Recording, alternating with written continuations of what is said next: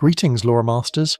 Tonight our chronicle covers the cobblestone secrets of the most familiar city in all of Tamriel. We are walking the windswept districts of Whiterun, peeling back the layers of nostalgia to find the darkness rotting underneath the Gildergreen. We've all spent hundreds of hours here, crafting iron daggers until our thumbs went numb and listening to the local priest scream about Talos until we considered joining the Thalmor just to shut him up. But beneath the routine, there are tragedies you missed while you were busy jumping on the Jarl's dining table. Whiterun feels safe. It feels like home. But let's be honest, you probably wouldn't survive a trip to Cold Harbour without some serious enchanted gear and a pocket full of cheese wheels, and you certainly wouldn't survive the political backstabbing of this neutral hold without a few scars. So, before you get comfortable, take a moment to like the video and subscribe, but only if you genuinely enjoy what I do here. If you're currently curled up in bed or lurking in the comments section while pretending to work, let me know your location and local time down below. It's always fascinating to see where the guild members are resting their heads tonight. Now dim the lights, maybe turn on a fan for that soft background hum, and let's ease into tonight's journey together. The wind has a specific sound when it hits the tundra outside Whiterun. It's a hollow, lonely whistle, whipping through the tall grass and crashing against the crumbling city walls that have stood since the days of the ancient Nords. When you first enter the city, the sensory overload is immediate and comforting. You hear the rhythmic clang of Adriana Venici's hammer striking hot iron at war maidens, a heartbeat that never seems to stop, even when the sun dips below the horizon. You smell the smoke from the smelter and the faint sweet scent of Nord mead drifting from the inns. Most adventurers, upon entering the main gate, instinctively sprint up the ramp, dodging the guards and ignoring the beggars, aiming straight for the Cloud District or the marketplace. But if you stop just for a moment and turn your gaze to the right, you find a building that houses one of the quietest, saddest stories in the entire game, the Drunken Huntsman. It's easy to dismiss this place as just another shop. In the hierarchy of Whiterun merchants, it often plays second fiddle to Belethor's general goods. Belethor is loud, sleazy, and memorable. He'd sell his own sister in a second, as he happily tells you. But the Drunken Huntsman is different. It's a tavern that isn't quite a tavern, and a Fletcher that isn't quite a weapon shop. It sits there in the lower district, a warm round building glowing with amber light. Inside, the air is thick with the smell of roasting venison and the dry woody scent of arrows. It's cosy, intimate, and seemingly peaceful.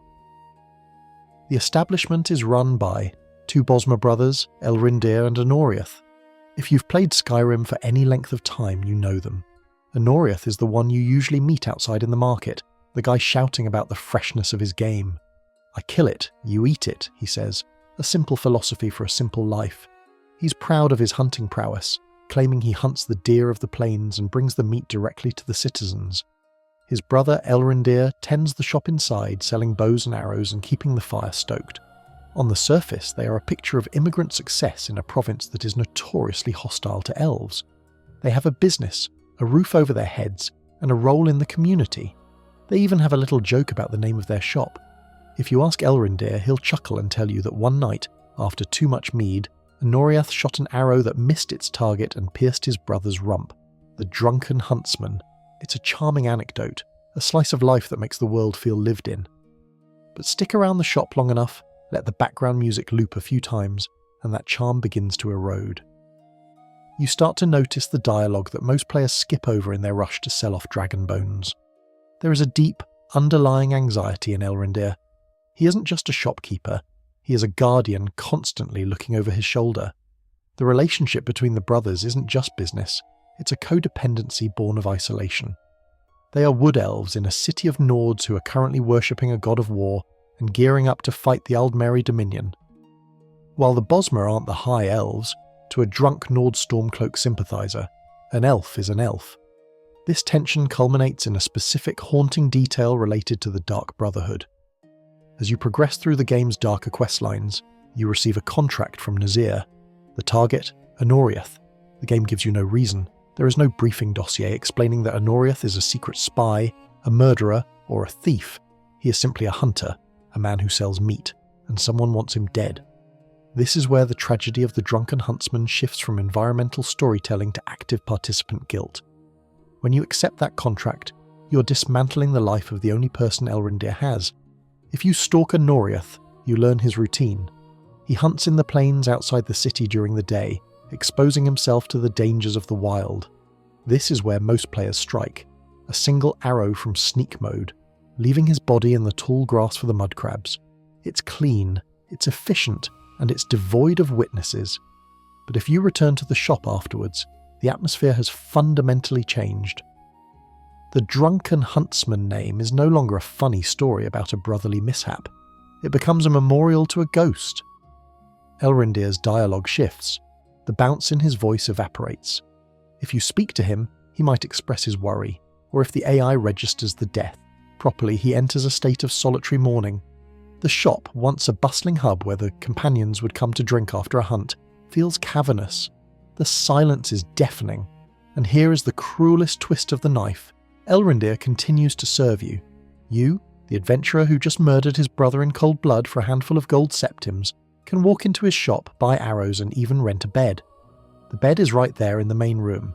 It's not a private room like in the bannered Mare. You sleep in the same space where Elrindir stands vigil, night after night, waiting for a brother who will never walk through the door again. It's a level of sociopathic intimacy that Skyrim forces upon you without a cutscene. You're sleeping in the house of the man whose life you ruined, and he thanks you for your patronage.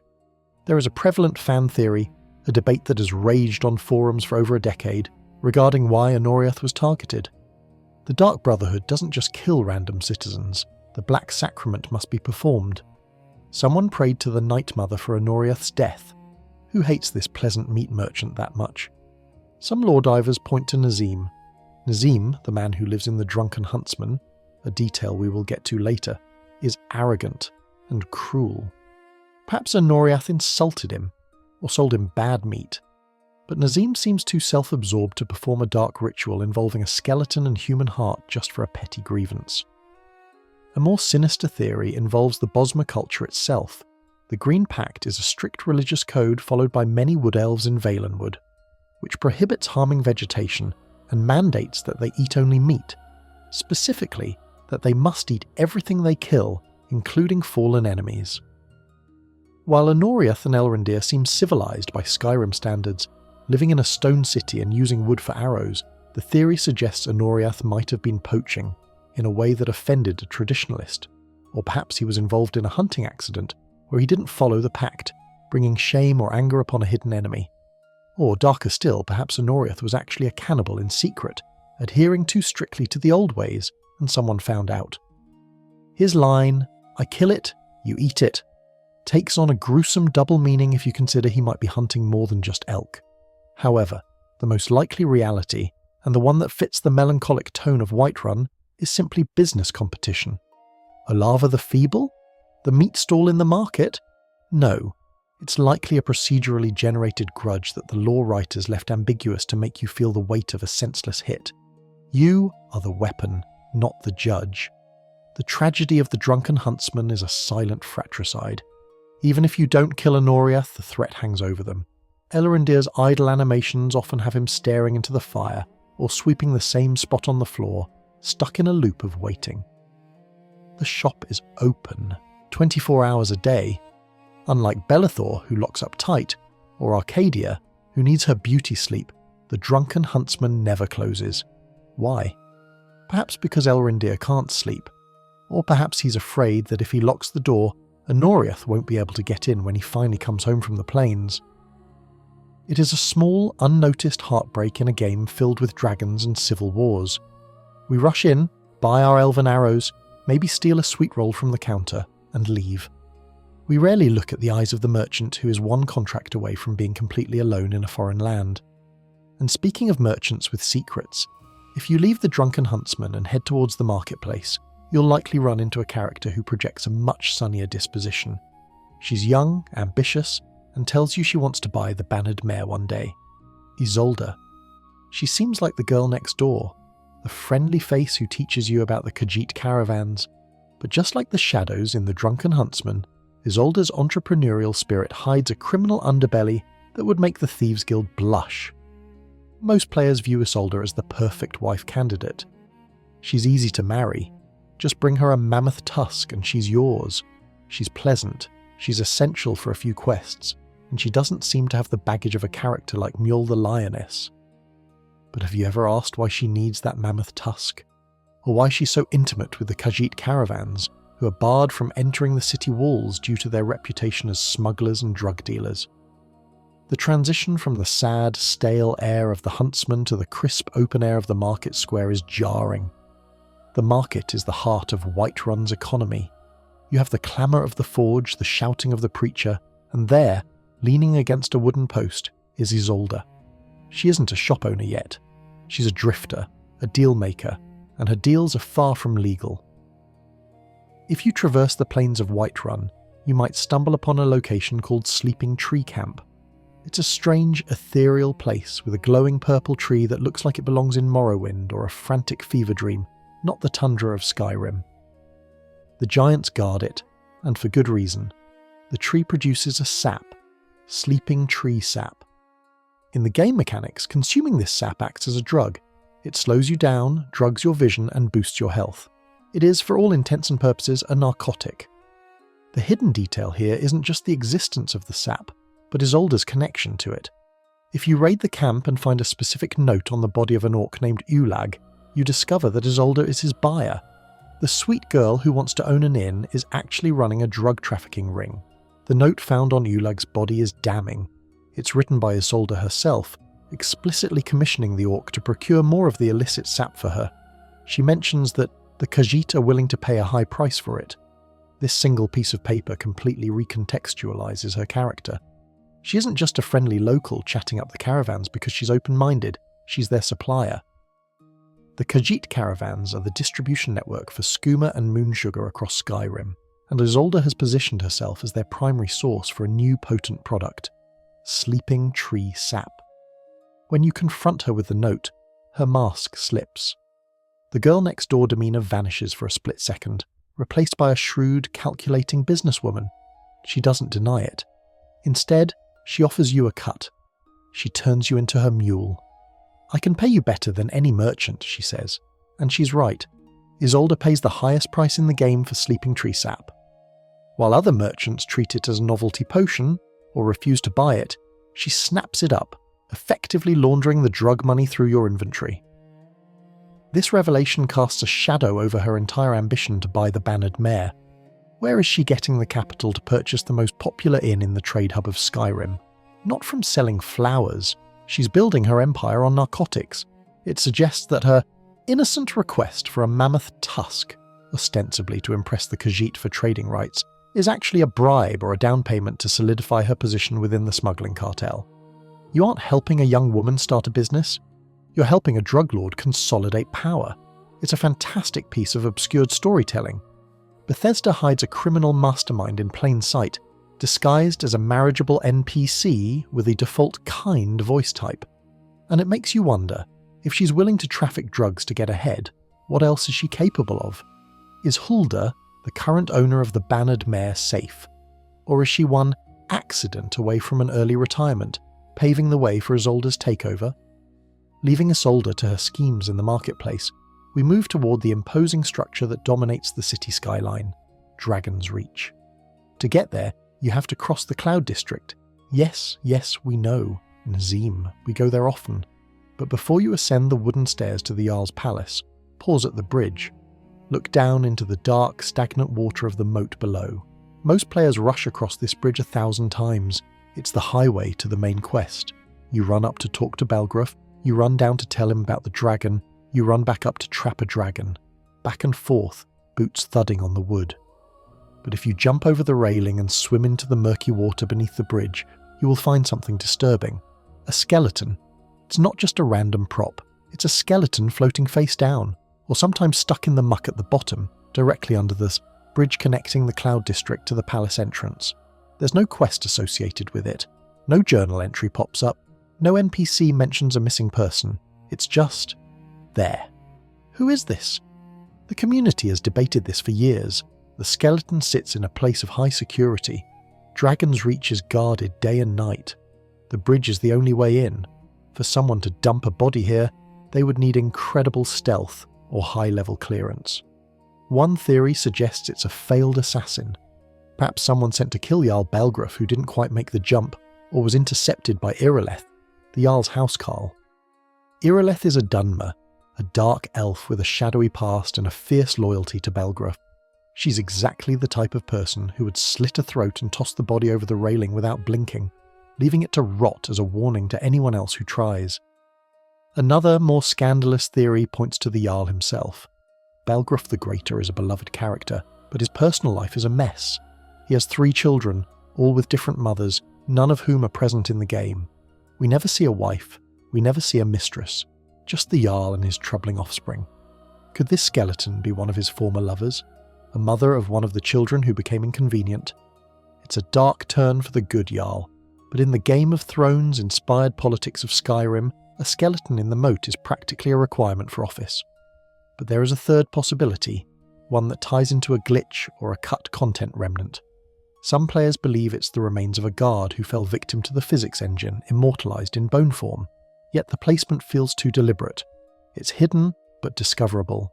It's a classic, environmental storytelling skeleton, a signature of Bethesda-level design. It invites you to create the story yourself. Was it a drunk reveller who tumbled off after a feast?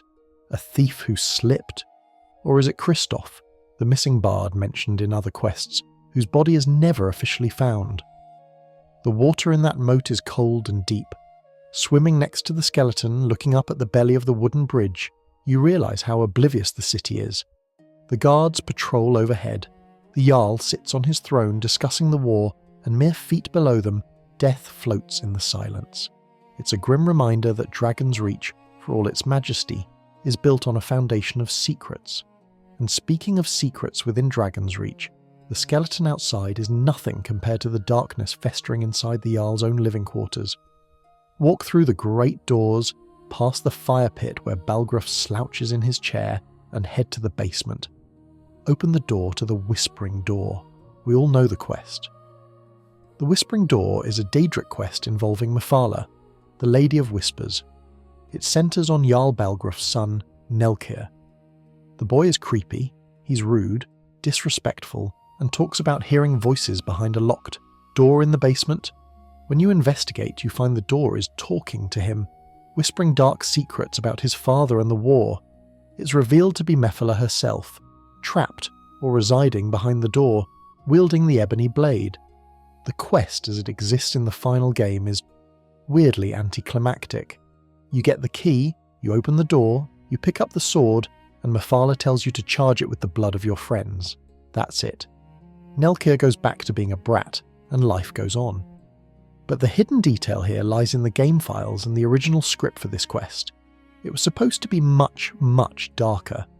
Originally, the influence of the Whispering Door was meant to drive the Jarl's children to patricide. The cut content suggests that Nelkir wasn't just listening to gossip. He and his siblings were being groomed by Mephala to murder Jarl Balgruuf.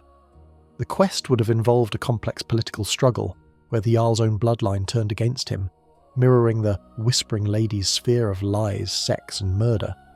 There are remnants of this in the final game's dialogue. Nelkir says things like, "My father hates the Thalmor, but he worships Talos in secret. That's why he pays Heimskr to preach." He is spilling state secrets that could get his father executed or deposed. In the cut version, this betrayal would have escalated.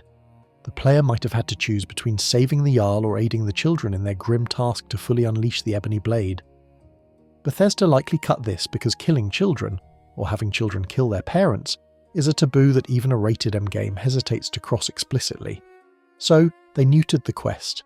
They left the door, the sword, and the creepy kid, but removed the active coup. However, the scars of this cut content remain visible if you know where to look. Observe the other children. Dagny is spoiled and cruel. Frothar is obsessed with violence. The entire family unit is fractured and toxic.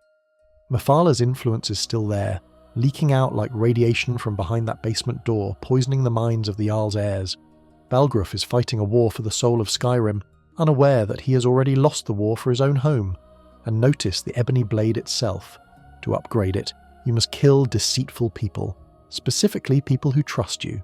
Followers, friends, merchants you've invested in. The blade feeds on betrayal. It is the antithesis of the honour Balgruuf claims to uphold. By bringing this artifact into the heart of Whiterun, Hidden in the Jarl's own basement, the game implies that the stability of the hold is an illusion. Whiterun is sitting on a powder keg of daedric malice. This connects back to the skeleton in the moat. If the children are being corrupted by a goddess of murder, perhaps that body outside wasn't an assassin or a lover. Perhaps it was a servant who saw something they shouldn't have. A maid who caught Nelke whispering, to the door. A cook who found a strange black sword under a bed, and in a fit of Mephala-induced rage, a child pushed them, or the Jarl silenced them to protect his troubled son. The darkness of Dragon's Reach isn't just in the dungeon, it's in the nursery. Leaving the palace, shaken by the whispers of daedric princes and the sight of waterlogged bones, we descend back into the Wind District. The wind picks up here, howling around the giant statue of Talos. And competing with the wind is the voice of a man who has become a meme, a legend, and a headache for every Skyrim player. Heimskr. Talos the mighty, Talos the unerring, Talos the unassailable. We can recite his speech by heart. We've all quick-saved and killed him just for the silence. But Heimskr is more than just a noise generator. He is a tragic figure whose story is told not through his speech, but through his house. If you look at the map of Whiterun, or walk past the Gildergreen tree, you'll see Heimskr's house. It's a modest home, tucked away near the temple. Inside, it's standard Nord living, except for the shrine to Talos he keeps, obviously. He lives for his god. But the hidden detail comes after the Civil War. If you side with the Empire and the battle for Whiterun occurs, the city is bombarded by catapults. Damage is done, houses are destroyed, and specifically, if the Empire wins and takes the city, Heimskr's house is obliterated. Walk through Whiterun after the Imperial victory. The debris is cleared, but the ruin remains. Heimskr's home is a pile of rubble. He is homeless. Yet, where is he? He is still there, standing in front of the statue of Talos, preaching. The Empire has banned Talos worship. The Thalmor are prowling the streets. His house is destroyed. He has lost his roof, his bed, his possessions, and legally, his right to speak. And still, he screams, "Trust in me, Whiterun. Trust in Heimskr." There is a profound, almost terrifying resilience in this. Most NPCs, when their routine is disrupted, glitch out or vanish. Heimskr adapts by doubling down. He sets up a small camp, a bedroll and a fire, right next to the statue. He lives in the shadow of his god, exposed to the elements, exposed to the scorn of the Imperial guards who could arrest him at any moment. Heimskr's scripted homelessness is a detail many miss because they tune him out, but it paints a picture of fanaticism that borders on insanity, or perhaps true faith. He has sacrificed everything for his belief. The Jarl who secretly supported him, Balgruuf, has either been ousted or forced to bow to the Empire. Heimskr is now truly alone. But wait, there's a glitch, or a feature, that makes this even stranger. If you check the lock on the door of his destroyed house, it still works. You can sometimes pick the lock of a door that leads to nowhere, or into a crushed interior that shouldn't exist. It's a reminder that in Skyrim, the physical world is just a shell for the code underneath. But focusing on the lore, Heimskr's situation highlights the brutal cost of the Civil War on the individual. We see the big battles, the Jarls swapping chairs. We rarely see the guy whose house got crushed by a stray rock. And unlike the other citizens who might flee or complain, Heimskr accepts it as a test. He is Job, stripped of his comforts, shouting at the heavens. Heimskr's fanatical shouting might drown out the casual conversation in the Wind District. But if you step away from the statue of Talos and head towards the residential areas, you encounter a conflict that is far more personal and far more bitter. The feud between the Greymanes and the Battleborns. Greymane or Battleborn? It's the first question Ulfrid Battleborn or Idolaf Battleborn barks at you when you enter the city. It's a binary choice forced upon you before you even know who these people are. To a new player, it seems like a classic Hatfield and McCoy situation. Two old families who just hate each other because the plot demands it. The game frames it around the Civil War. The Greymanes support the Stormcloaks and the Battleborn support the Empire. Simple enough, right? But if you dig into the lore books and the specific dialogue trees hidden in the Missing in Action quest, you find that this feud isn't ancient history, it's fresh. And the reason for the hatred is specific, tragic, and rooted in a betrayal during the Great War, decades before the dragons returned. The hidden detail is the catalyst. It wasn't always politics. In fact, the Greymanes and Battleborns used to be best friends. They were allies. They intermarried and feasted together. The rift began during the Great War against the Aldmeri Dominion. Lore indicates that members of both clans fought side by side. However, a specific incident involving a Battleborn patriarch and a Greymane heir caused the split. The Greymanes believe the Battleborns sold out, not just politically, but financially. As the Empire crumbled and signed the White Gold Concordat, the Battleborns adapted. They saw which way the wind was blowing. They maintained their wealth and status by cozying up to the Empire and, by extension, the Thalmor. The Greymanes, stubborn traditionalists, refused. They clung to the old ways, the worship of Talos and their honour. As a result, their fortune dwindled. Yorland Greymane is the best blacksmith in Skyrim, yet his family is losing influence while the Battleborns walk around in fine clothes, effectively running the city's economy. This economic disparity is the rot at the core of the feud. It's class warfare disguised as political ideology, but the smoking gun, the detail that turns this from a rivalry into a crime story, is found in the Thalmor dossier on Thorold Greymane. When you break into the Battleborn house to find evidence of Thorold's fate, you find proof that the Battleborns didn't just support the Empire, they actively collaborated with the Thalmor to imprison a son of the Greymane clan. They knew Thorold was alive, they knew he was being tortured in Northwatch Keep, and they lied. They looked Fralia Greymane in the eye, a mother grieving her son, and told her he was dead, all while holding the letter from General Tullius that confirmed his capture. That is a level of personal malice that transcends Empire versus Stormcloak. It's monstrous. It reveals that the Battleborns are not just pragmatic loyalists, they are vindictive opportunists using the geopolitical chaos to exterminate their rivals. They effectively sold a neighbour's son into a concentration camp to settle a score. When you present this evidence to Avelstein Greymane, the rage is palpable. This isn't about Talos anymore, it's about blood. The feud is a cover for a slow-motion genocide of one family by another, facilitated by the occupying elven supremacy. Yet, there is nuance. Look at Lars Battleborn, the child. He's bullied by Braith. Who is his only friend? Who protects him? Not his family. It's the player, potentially, but Lars represents the generation that doesn't care. He just wants to not get beaten up. He doesn't hate the Greymanes. The hate is a poison fed to them by the adults. And on the flip side, notice Ulfina Greymane and John Battleborn. They are the Romeo and Juliet of Whiterun. You can find letters between them. They meet in secret. They are in love. In the midst of this Cold War where one side is selling the other to torture dungeons, the younger generation is hooking up in the shadows. It adds a layer of tragic irony. While Ulfrid is scheming with the Thalmor, his son, or nephew, is writing poetry to the enemy. If the civil war ends and the Stormcloaks take Whiterun, the Battleborns are stripped of power, but they aren't executed. They become pariahs in their own city. If the Empire wins, the Greymanes are further marginalised.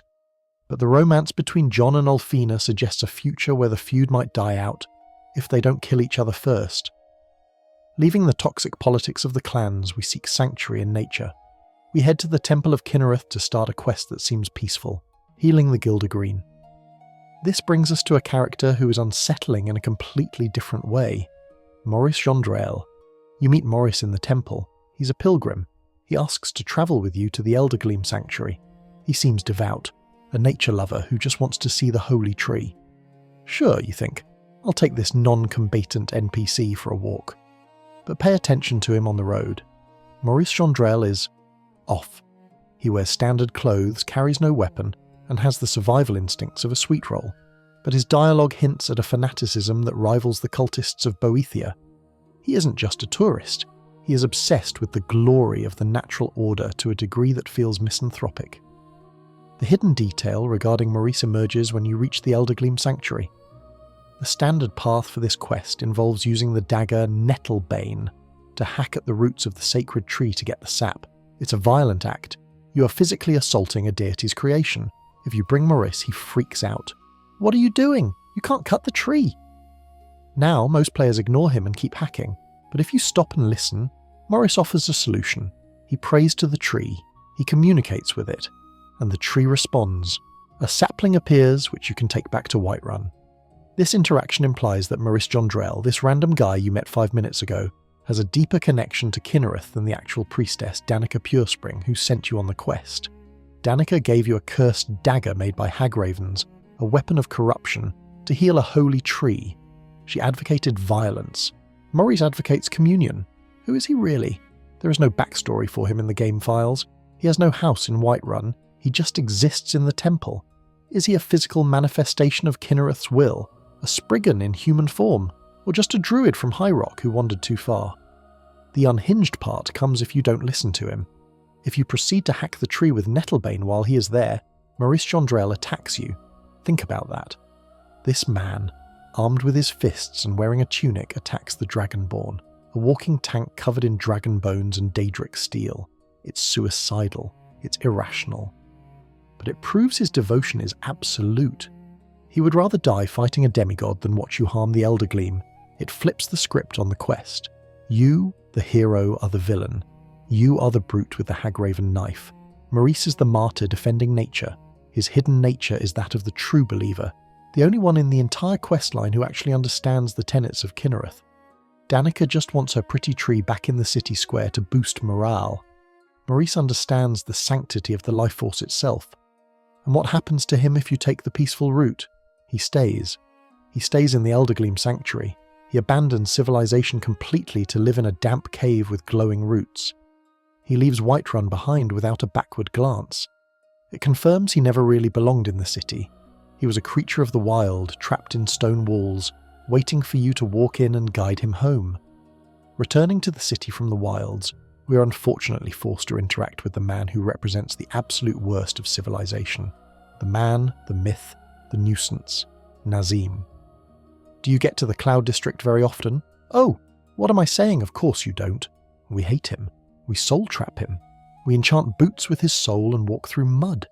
But have you ever tried to find his house? He talks about his wealth. He talks about the Cloud District as if he owns it. He claims to advise the Jarl. He mentions Wintersand Manor. He carries a key to Wintersand Manor in his pocket. So, where is Wintersand Manor? It doesn't exist. This is one of the most famous hidden details that is actually a cut content tragedy. In the final game, Nazeem is homeless. Well, technically, he sleeps in the Drunken Huntsman. He rents a room above the main hall. The man who mocks you for not being elite sleeps in a hunting lodge owned by a depressed wood elf. His wife, Alarm, also sleeps there, and she hates him. If you listen to her dialogue, she complains about his ego, his brown-nosing of the Jarl, and implies their marriage is a sham.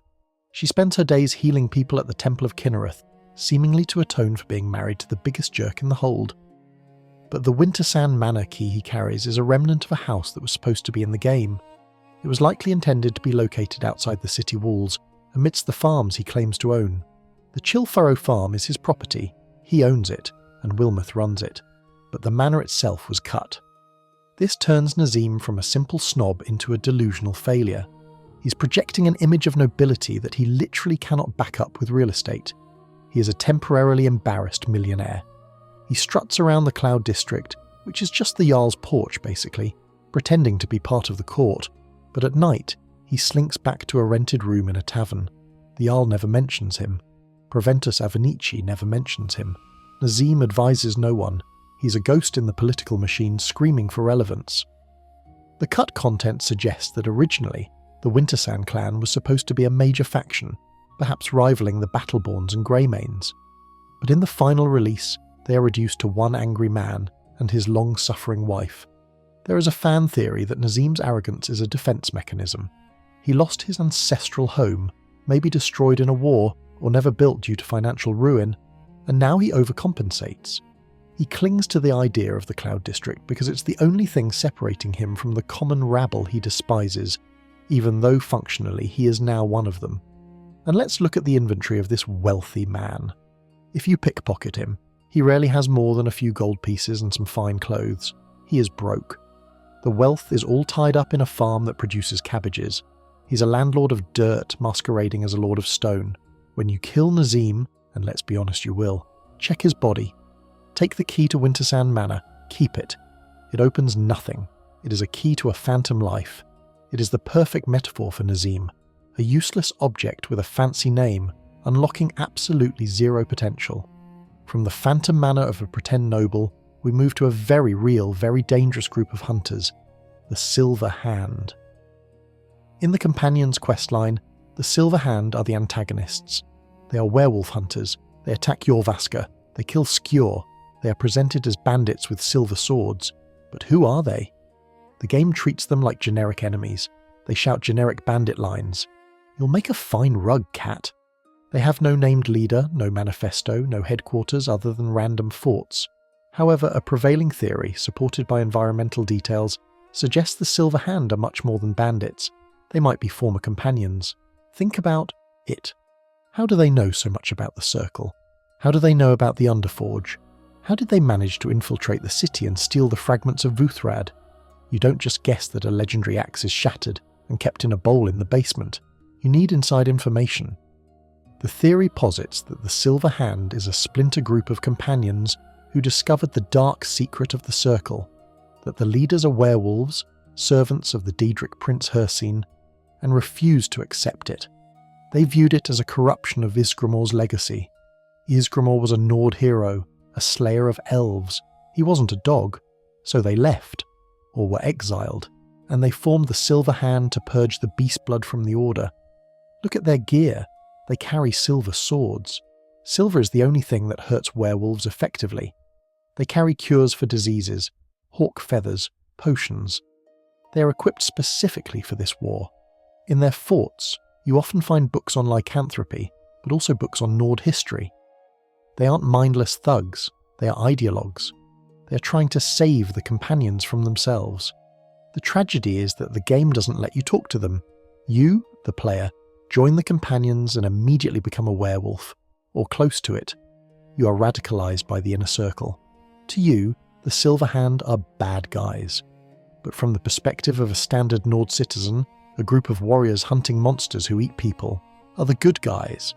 The companions are hiding a daedric pact. They turn into beasts and rampage. Kodlak tries to control it, but Erla embraces the slaughter.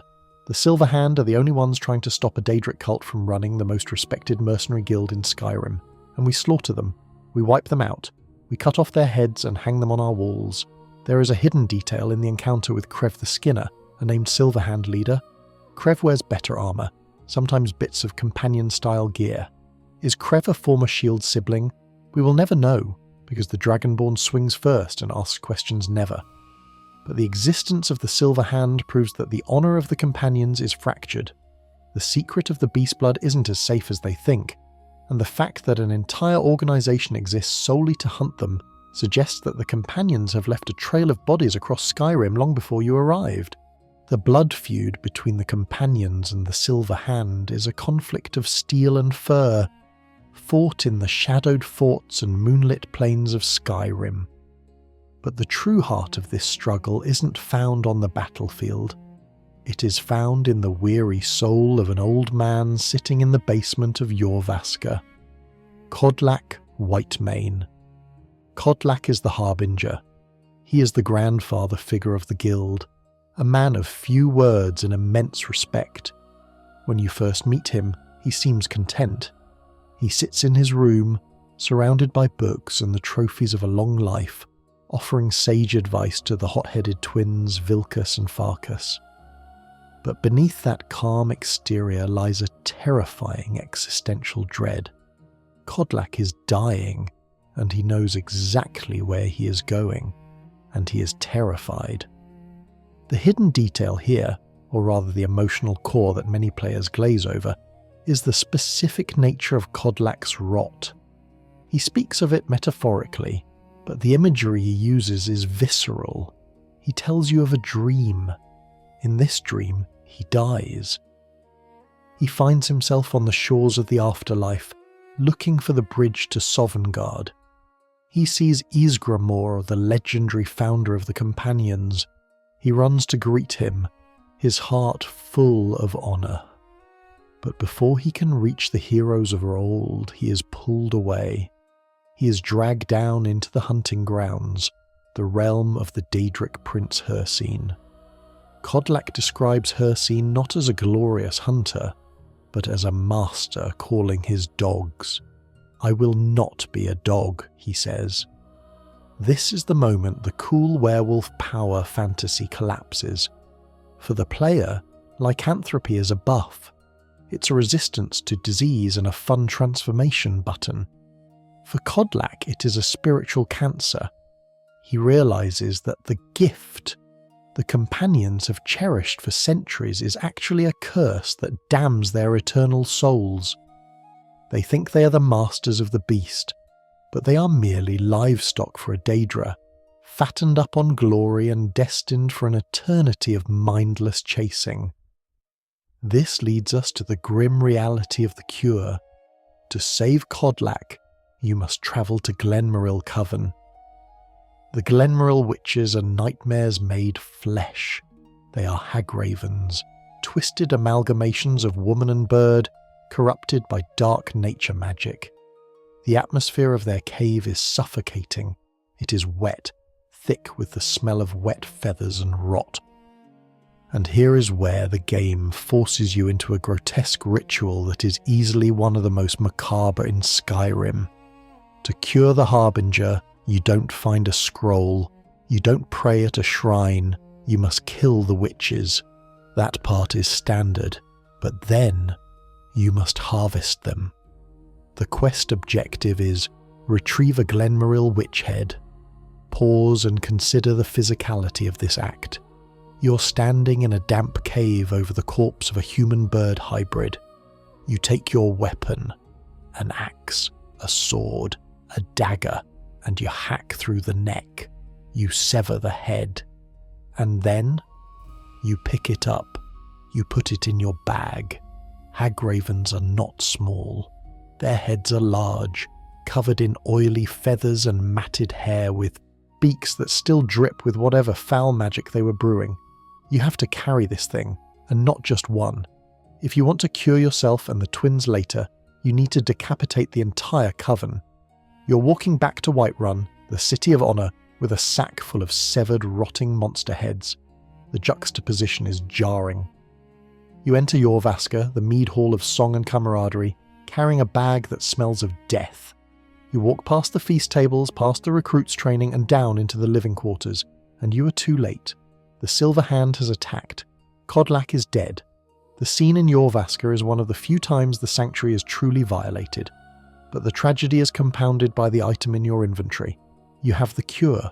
You have the bloody head that could have saved his soul, but his body lies cold on the floor, slain by the very hunters who claimed they were trying to stop the monsters. This brings us to the final spectral fulfillment of the lore. The funeral of Kodlak Whitemane at the Skyforge is a sombre affair, but the real work happens in the tomb of Ysgramor. You must travel there, fight through the ghosts of past companions who are testing you, or perhaps warning you, and reach the burial chamber. Here, you perform the ritual. You throw the Glenmoril witch head into the blue fire. The visual is striking. The severed head burns, and from the flames Kodlak's wolf spirit is ripped free. It is a violent exorcism. The red spectral wolf lunges at you. You must kill the beast part of him to free the man.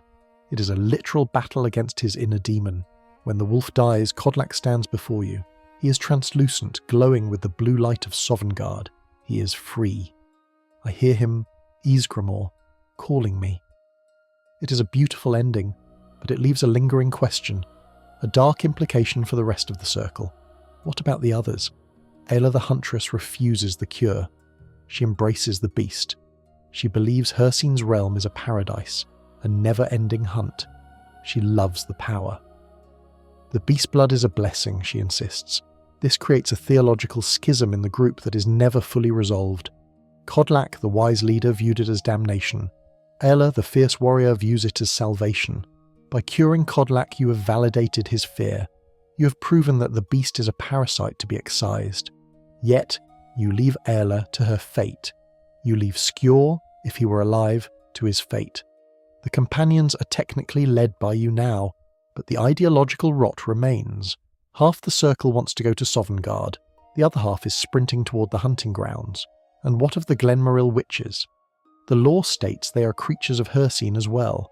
By using their heads to cure the lycanthropy, you are using Hircine's own magic against him. It's a loophole, a blood magic transaction. You are trading one head for one soul. The hidden detail in the inventory management of this quest is also worth noting. The witch heads are heavy, they weigh 4 units each. If you grab all 5, as a completionist often does, that is 20 units of weight dedicated to severed heads. And for a long time in the early versions of the game, they were quest items you couldn't remove. You were forced to carry the rotting remains of the Coven with you everywhere, to weddings, to the Cloud District, to bed. It was a subtle, unintentional reminder of the burden you took on. You are the gravekeeper of the companion's sins. Kodlak's death also triggers a change in the daily life of Whiterun that many miss. If you visit the Hall of the Dead after his funeral, you won't find his urn. Why? Because he was cremated in the Skyforge. His body became ash and smoke, ascending directly into the sky above the district. He is one of the few NPCs who doesn't end up in a coffin. He literally becomes part of the city's atmosphere. But speaking of coffins and the dead, the resting place for the rest of Whiterun's citizens presents a puzzle that has bothered cartographers and architects for years. We leave the emotional weight of the Skyforge and descend the stone steps to the small, unassuming door next to the Temple of Kinnereth, the Hall of the Dead. The Hall of the Dead in Whiterun is a place most players visit only when necessary, usually to retrieve an amulet for a quest, or to loot a few septims from the burial urns of the citizens they failed to protect during a vampire attack. It is a quiet, solemn space, managed by the priest of Arkay Anders, but if you stop looking at the loot and start looking at the walls, you will notice that something is very, very wrong. The Hall of the Dead is an architectural impossibility. Stand outside the entrance in the Wind District. Look at the building. It is a small stone annex attached to the side of the Temple of Kinnereth. It sits on the upper tier of the city, built into the hillside that slopes up towards Dragon's Reach. Based on the exterior model, the interior should be a modest room, perhaps extending slightly into the rock. Now, enter the door. The interior is a sprawling cruciform crypt. It has long hallways, high vaulted ceilings, and deep alcoves filled with stone coffins. It is massive. If you were to map the interior space onto the exterior city layout, the Hall of the Dead would jut out into the open air, floating hundreds of feet above the plains of Whiterun. Or it would intersect directly with the Underforge and the sewers. This is a classic TARDIS effect in video games, bigger on the inside than the outside. But in Whiterun, the discrepancy is so aggressive it feels almost intentional, a subtle nod to the metaphysical nature of Arkay's domain. The Hall of the Dead doesn't exist in the same physical space as the rest of the city. It is a pocket dimension of silence. But the real secret of the hall lies in the catacombs. Inside you meet Anders. He's a nervous man, seemingly overwhelmed by his duties. He tells you he has lost his amulet of Arkay. I was fleeing, he admits. Fleeing from what? From the skeletons that have risen in his own workplace. This is the core in-game fact. The Hall of the Dead is overrun. In the heart of the safest city in Skyrim, the dead are restless. But why? Whiterun is not under the sway of a necromancer, at least not openly. Bedtime is in solitude. The dragon priest is miles away. Why are the ancestors of the Battleborns and Greymanes waking up? The hidden detail comes from the cut content and the layout of the crypts themselves. In the game files, there are references to a much larger network of tunnels beneath Whiterun. The Hall of the Dead was intended to connect to the sewers and the prison. It was meant to be a true undercity. If you clip the camera through the walls of the Hall of the Dead, you can see the void. But you also see that the layout mirrors the ancient Nord barrows found in the wilderness. This implies that Whiterun wasn't just built on a hill, it was built over an ancient burial mound. The city of the living is merely a capstone sitting on top of a mountain of the dead.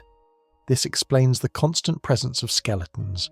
The city's foundations are literally rooted in grave soil. The peace of Whiterun is maintained by the prayers of Anders, and when he loses his amulet, his connection to the god of the cycle of life and death, the seal breaks. The dead stand up. There is a fan theory that suggests Anders is incompetent, or perhaps that Arkay's influence is waning due to the civil war. The war fills the hall with fresh bodies faster than Anders can consecrate them. The spiritual plumbing is backed up. But look closer at the names on the coffins. If a named NPC dies in the game, say Adrian Avenici is killed by a dragon, or Nazeem meets an unfortunate accident, their body disappears from the street. A few days later, a coffin or urn with their name appears here. This system is grimly efficient.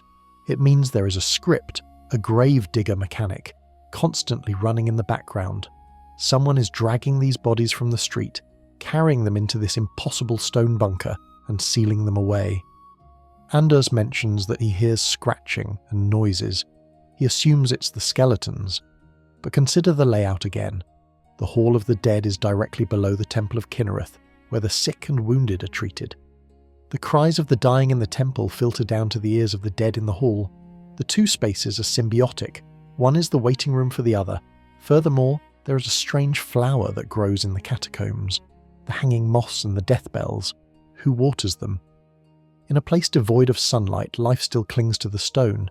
It's a damp, sterile ecosystem feeding on decay. But the most disturbing detail involves the flavour items found near the skeletons. You often find a few gold coins, maybe a garnet or a weapon. These are offerings. The people of Whiterun are still practicing the ancient Nord tradition of burying their dead with wealth for the afterlife. Even in a city that is supposedly imperialised and cosmopolitan, the old superstitions hold. They believe these skeletons need their gold. And then there is the skeleton on the table. In the back room, there is often a skeleton laid out, not attacking, just lying there. Is this a preparation table? Was Anders examining it? Or was he trying to put it back together? The game doesn't say.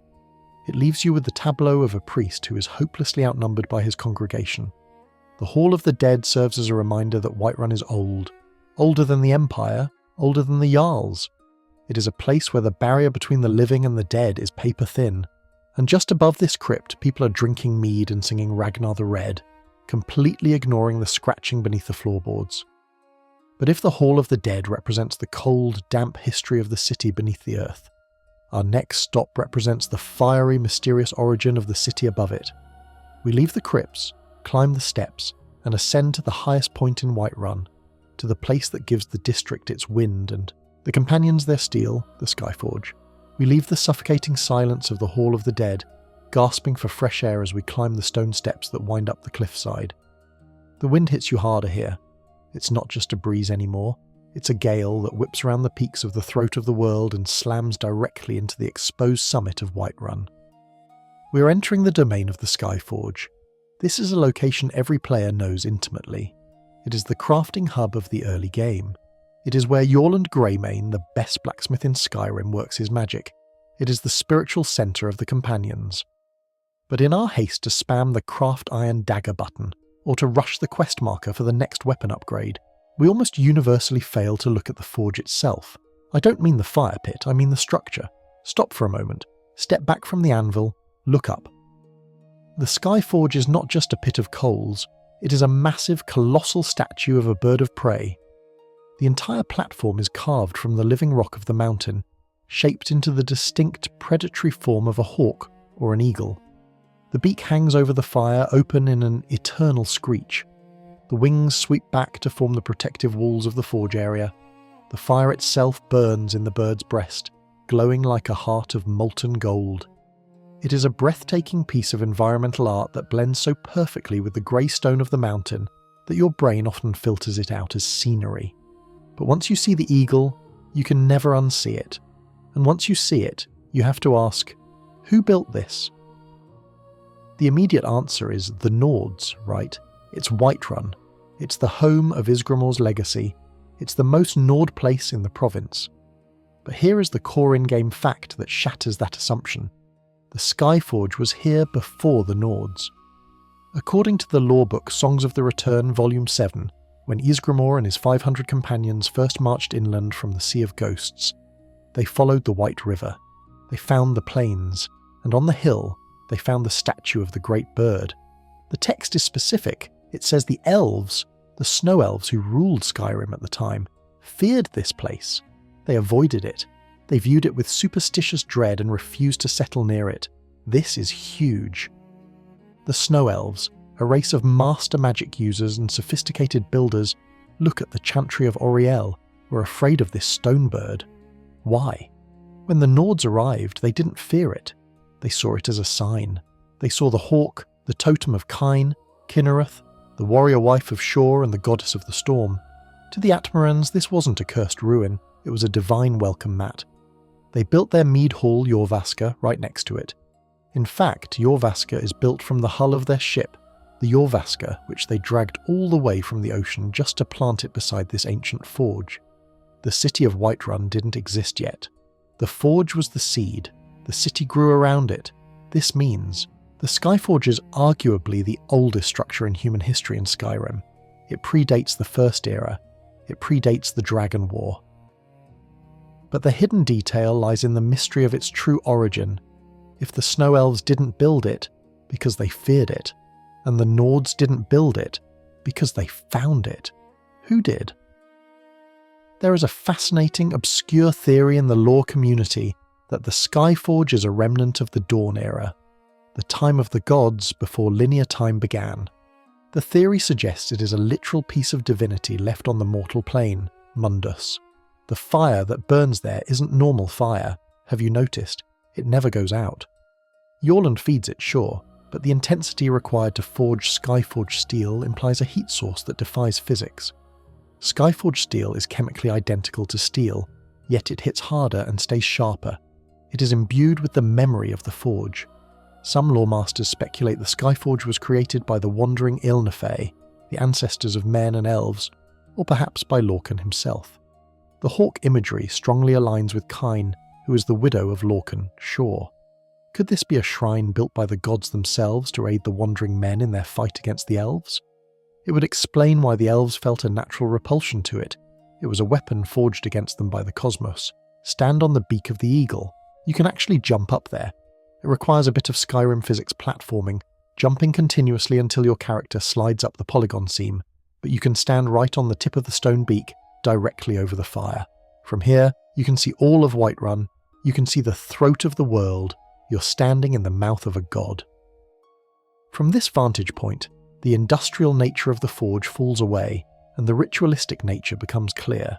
This isn't a factory, it's an altar. Yorland Greymane isn't just a blacksmith, he is a high priest. He is the keeper of the forge. He doesn't pray at the temple of Kinnereth or the shrine of Talos. He prays with his hammer. Gods be praised, he grumbles when you ask for services. He means it literally. There is a subtle, unsettling detail about the fire itself. During the funeral of Kodlak Whitemane, which we discussed earlier, his body is placed on the forge. The fire consumes him. This confirms that the Skyforge is also a crematorium. It is a place of transformation. Iron becomes steel, flesh becomes ash, life becomes spirit. The forge doesn't just create, it recycles, it feeds. Does the Skyforge demand a price? The Greymanes have tended it for generations. They are fierce, strong and talented, but they are also tragic. They are losing the political war. Their sons go missing. Is the forge taking its toll? There is a concept in fantasy of blood for steel. The Skyforge is a hungry entity. The intense heat you feel when you stand too close, the screen blur, the sound of roaring wind, it feels alive. And let's talk about the specific sound design of this area. Bethesda's audio engineers did something special here. The wind at the Skyforge has a different pitch than the wind in the rest of the city. It's higher, sharper, mixed with the rhythmic clang, clang, clang of Yorland's hammer. It creates a hypnotic, trance-like soundscape. It's designed to keep you there. How many times have you idled at the Skyforge, sorting your inventory, lulled by that metallic heartbeat? The eagle is watching you. Its stone eyes are blind, but the symbolism is potent. The hawk is a predator. It strikes from above. Whiterun is the horse people hold, symbolized by the horse on its banner, but its heart, its unshakable core, is the bird. It's a contradiction. The horse runs the plains, the bird rules the sky. The Skyforge connects the earth, the metal, to the heavens, the fire. Another blink and you'll miss it detail, the Moonforge. Wait, you say, there is no Moonforge. Correct. But in the game files and in the lore surrounding the lunar weapons found at Silent Moon's camp nearby, there is a connection. The Lunar Forge harnesses the light of the moons. The Skyforge harnesses the... what? The sky? The sun? No, the fire is internal, but the existence of the Lunar Forge nearby suggests a duality. One forge for the night, powered by the moons, Lorcan's corpse. One forge for the day, or the storm, powered by the sky, Kyne. The Skyforge is the alpha to the Lunar Forge's beta. The Lunarforge is broken and ruined. The Skyforge is eternal. Finally, consider the relationship between the Skyforge and the Underforge. We will delve deeper into the Underforge later, but spatially the Skyforge sits directly on top of it. The fire of the Skyforge heats the roof of the werewolf den. The eagle sits on top of the wolf. This is peak symbolic storytelling. The eagle, Kine, the divine, the sky, honour, Nord tradition, literally suppresses and covers the wolf, Hircine, the daedric, the underground, the beast blood. The structure of the forge is a magical seal. It keeps the beast contained. When you use the Skyforge, you are participating in this ancient containment ritual. You're reinforcing the dominance of steel and civilization over the wild. Every time Yorland strikes the anvil, he is beating back the darkness. Or so he thinks. The Skyforge remains one of the most mysterious objects in Tamriel. It has no quest explaining its origin. No NPC gives you a lecture on the history of the Eagle Rock. It just is. It is a silent witness to the rise and fall of empires, burning with a fire that no mortal lit.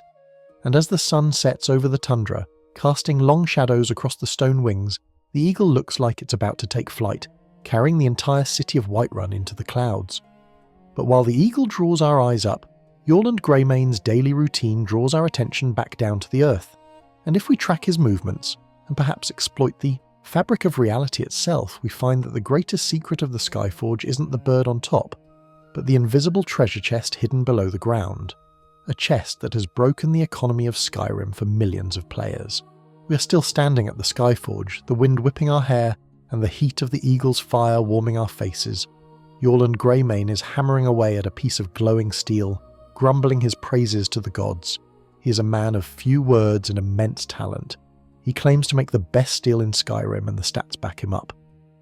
But have you ever stopped to wonder where he keeps it all? Adrian Avenici has a shop. Belethor has a shop. Even the Drunken Huntsman has racks of bows on the wall. Yorland has a rock. He works outdoors. He has no storefront, no warehouse, no strongbox visible to the naked eye. If you pickpocket him, you find a key and maybe a gemstone, but you certainly don't find the 20 steel ingots and 3 Warhammer of Sparks he supposedly has for sale. This brings us to one of the most famous, game-breaking, and strangely philosophical hidden details in Whiterun. Yorland Greymane's invisible merchant chest. Now, I know what you're thinking. That's a glitch, not lore. And you're right. But in a game like Skyrim, where the bugs are as legendary as the dragons, the glitch becomes the lore. It becomes a rite of passage for every player who wants to get rich quick or level their smithing skill without spending a septim. And the very existence of this chest invites us to peel back the curtain of the game's reality and stare directly into the Matrix. To find this secret, you have to behave like a lunatic. You have to leave the immersion of the role-playing experience and become a speedrunner. You start at the main gate of Whiterun. But instead of entering the city like a civilized person, you turn right. You head into the alcove near the barrel by the city wall, and then you jump. You jump on the barrel. You jump on the wall. You wiggle your character back and forth, exploiting the collision geometry until, pop, you breach the perimeter. You fall through the solid stone and land in the outside. You are now outside the city walls, but still inside the Whiterun cell. The terrain is low-poly and blurry. The grass textures look stretched. You are walking in the limbo of Tamriel. It's a grey, lonely place, a purgatory, where the laws of physics are merely suggestions. If you look up, you see the city of Whiterun floating above you. You see the underside of the textures. You see the roots of the buildings, the bottomless pits where the wells should be. You run along the perimeter, circling the entire city from this ghostly exterior track, until you reach the rock formation directly beneath the Skyforge. The eagle statue looms high above, a jagged silhouette against the skybox. You scramble up the rocks, clipping through boulders that aren't really there, until you are standing directly under Yorland's workplace, and there it is. Floating in the air, invisible from the surface but perfectly tangible from below, is a chest. It's a standard wooden chest. It looks like any other loot container in a dungeon. But this is the holy grail of Whiterun. This is Yorland Greymane's entire inventory. In the game's code, every merchant needs a container to hold the items they sell. Usually developers bury these containers far below the map, deep in the void where players can never reach them. When you talk to a merchant and open the trade menu, the game script links your inventory to this buried chest. It's a sleight of hand, a digital magic trick. But whoever placed Yorland's chest missed. Or they got lazy. Or perhaps the Skyforge rejected the burial. They placed it just a few feet below the ground mesh, easily accessible to anyone who knows how to fold space-time. Open the chest. It is a treasure trove. You find stacks of gold and corundum ingots. You find leather strips by the dozen. You find enchanted Skyforge steel swords, axes, and great swords. You find thousands of gold septims, the merchant's entire capital. You can take it all. You can empty the chest. And because it is not technically owned by an NPC in the way a house chest is, the items are not marked as stolen. You can take Yorland's life's work, climb back into the map, walk up to him, and sell his own swords back to him. This interaction breaks the economy of Skyrim so thoroughly it's hilarious. You become the wealthiest being in the hold within 10 minutes of starting the game. But beyond the cheese strategy, think about what this represents in the narrative of the world. We discussed earlier how the Skyforge is a place of ancient, possibly divine power. It predates the Nords. It has a will of its own. Is it so hard to believe that the Skyforge provides? Yorland doesn't have a warehouse because he doesn't need one. He pulls the steel from the ether. The invisible chest is the bounty of the eagle, manifesting in a pocket dimension that only the awakened, the player, can perceive. When you're down there in the glitch world, looking up at the floating chest, you get a sense of the fragility of Whiterun. The city is a facade. It's a stage set. The majestic Dragon's Reach, the bustling market, the feuding clans, it's all resting on a thin layer of code, hovering over a void of nothingness. The under-the-map experience is arguably the most Lovecraftian horror element in the game. You are seeing the world as Hermaeus Mora sees it, as data, as script, as easily manipulated fiction. And there are other things down there too. If you wander too far in the void, you might encounter do not delete chests. These are developer boxes used to anchor scripts or lighting effects. They look like standard chests but are named do not delete. If you take one, it floats in your inventory. You can drop it in the world and it hovers in midair, creating a platform. You can use these forbidden boxes to climb to the throat of the world or to break into the Thalmor embassy. Finding a do not delete chest under Whiterun is like finding a glitch in the Matrix. It's a peek behind the curtain of creation. It implies that the gods, Bethesda, left their tools scattered around the sandbox. But let's return to Yorland's chest. The most fascinating aspect is the cycle. If you empty the chest, wait 48 hours, and return, it is full again. Yorland has restocked. How? He didn't forge 20 swords in 2 days. He didn't mine 50 ingots. The chest refills automatically. It is a font of infinite creation. In lore terms, this cements the Skyforge as a magical anomaly. It generates matter. It creates resources out of thin air. Yorland is merely the conduit, the priest who transfers these divine gifts from the invisible realm to the visible one. He is laundering reality. This also casts Yorland in a different light. He's the only Greymane who seems unbothered by the family's decline. Fralia is worried, Avelstein is angry, Thorold is missing. But Yorland, he just hammers. Gods be praised. He is calm. Why wouldn't he be? He has access to an infinite supply of the best steel in the world. He knows the secret. He knows that as long as the Skyforge burns, he will never truly be poor. The political squabbles of the Battleborns are petty to a man who can reach into the ground and pull out a masterwork sword. The glitch also allows us to see the roots of other things. From the underside, you can see the bottom of the Gildergreen. You can see the water of the moat suspended in a transparent box. You can see the layout of the sewers that were never fully implemented, and specifically, you can see the walls of the Underforge. While you're down there, stealing Yorland's retirement fund, you can look towards the rock formation that houses the Companion's secret meeting place. From the surface, it's a hidden stone door. From the void, it's a floating room, a bubble of rock suspended in the grey. You can see the trigger boxes that teleport the player inside. You can see the geometry of the werewolf ritual bowl. It's a stark reminder that the secret under the Skyforge isn't just a metaphor.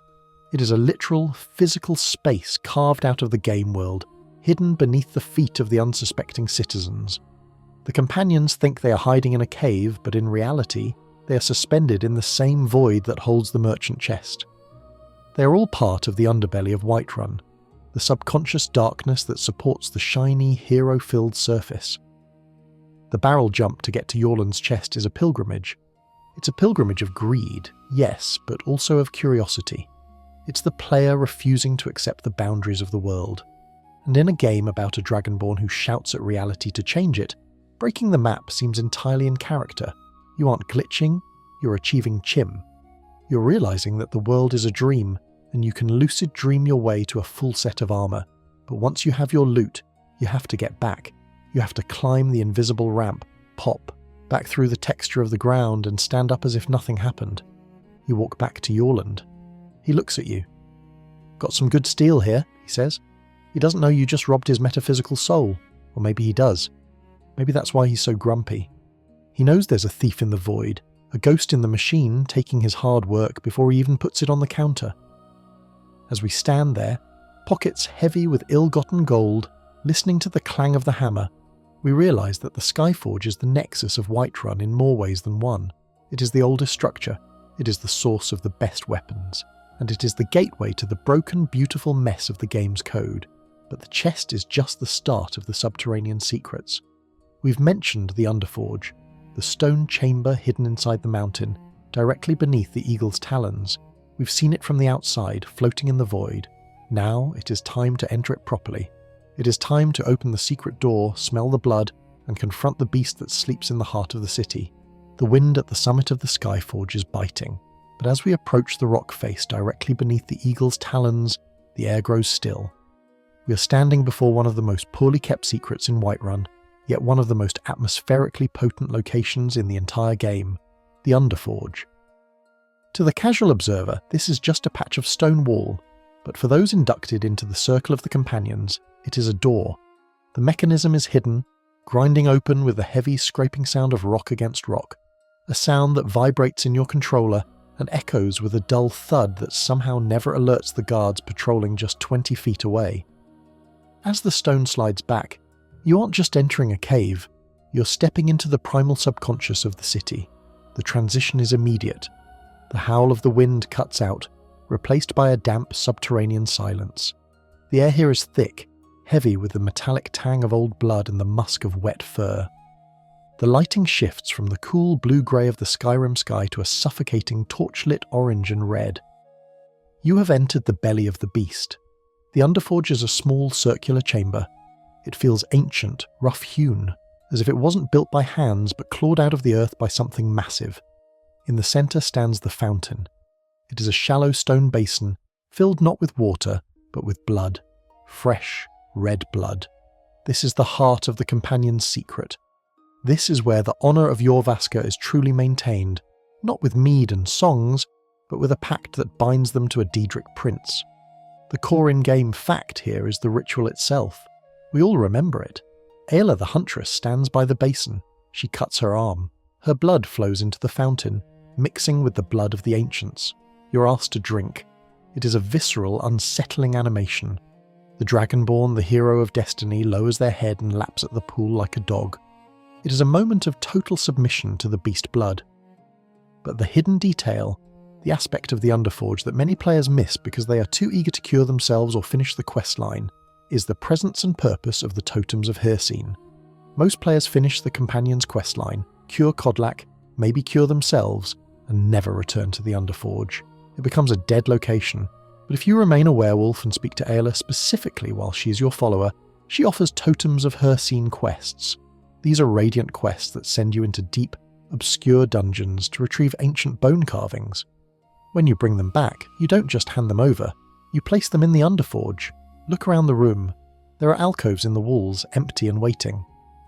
As you complete these quests, the totems appear here. They are grotesque, primitive sculptures made of bone and sinew, radiating a faint dark energy. They aren't just decorations, they are functional altars.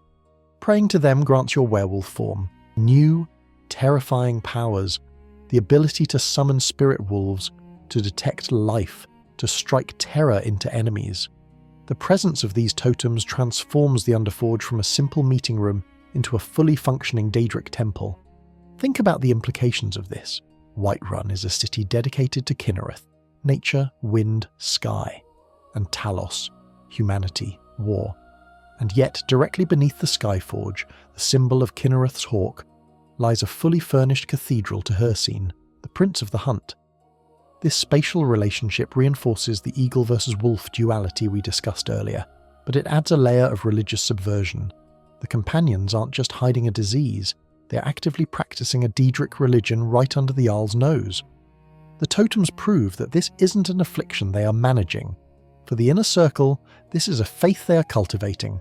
They are hoarding relics, they are strengthening the shrine, and consider the impossible geometry of the Underforge again. We talked about how it floats in the void when seen from the glitch world, but inside the game's logic, where is it? It is inside the rock of the Skyforge platform.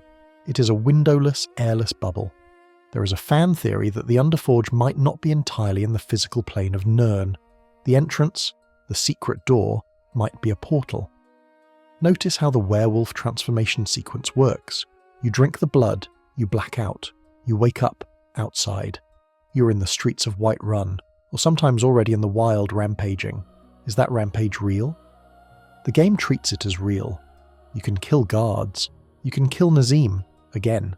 You accrue a bounty. But the transition is dreamlike. The screen blurs, the colours warp, and when the beast blood fades, you wake up naked in the middle of nowhere, often miles from the city, with no memory of how you got there. The Underforge is the catalyst for this fugue state. It is a womb of violence. You enter as a man, you leave as a monster. The door itself, the rock wall, seems to act as a filter. It keeps the beast inside until it is ready to be unleashed. And let's talk about the secret exit. There is a second exit to the Underforge. It's a tunnel that leads out to the base of the mountain, dropping you near the path to the Hall of the Dead. It's a one-way drop. You can't climb back in. This design suggests that the companions need a way to sneak in and out without being seen entering the main rock door in the busy Skyforge district. But who uses this exit? Skjor and Ayla use it. They are the hunters who prowl at night. They slip out of the Underforge, drop down the tunnel, and disappear into the plains to hunt. It paints a picture of a secret life that the other companions, Farkas and Vilkas, might not fully participate in. Farkas is afraid of spiders. He seems less likely to be sneaking out for midnight murders. Vilkas is brooding and intellectual. He regrets the blood. But Ayla lives for the tunnel. The Underforge is her true home. Jorvaskr is just where she sleeps. There is also a hidden detail in the soundscape of the Underforge. If you turn off the music and just listen, you can hear the faint muffled sounds of the Skyforge above. The clang, clang, clang of Jorland's hammer bleeds through the ceiling. This is a brilliant audio cue. It reminds you that while you're down here worshipping a monster god, the world above is carrying on. It emphasizes the below nature of the space. You're the dirty secret buried under the floorboards of civilization. The hammering is almost like a heartbeat, or a clock ticking down the moments until the next transformation. But the most disturbing aspect of the Underforge is what it lacks. There are no beds, no chairs, no tables. It is not a living space. It is a space designed solely for ritual and slaughter. The floor is often stained. The lighting is oppressive. It is a place where humanity is stripped away. Comparing this to the Hall of the Dead, another underground stone structure, the difference is stark. The Hall of the Dead is for the peaceful repose of ancestors. The Underforge is for the violent awakening of primal instincts. They are twin crypts, one for the dead who stay dead, and one for the living who become death.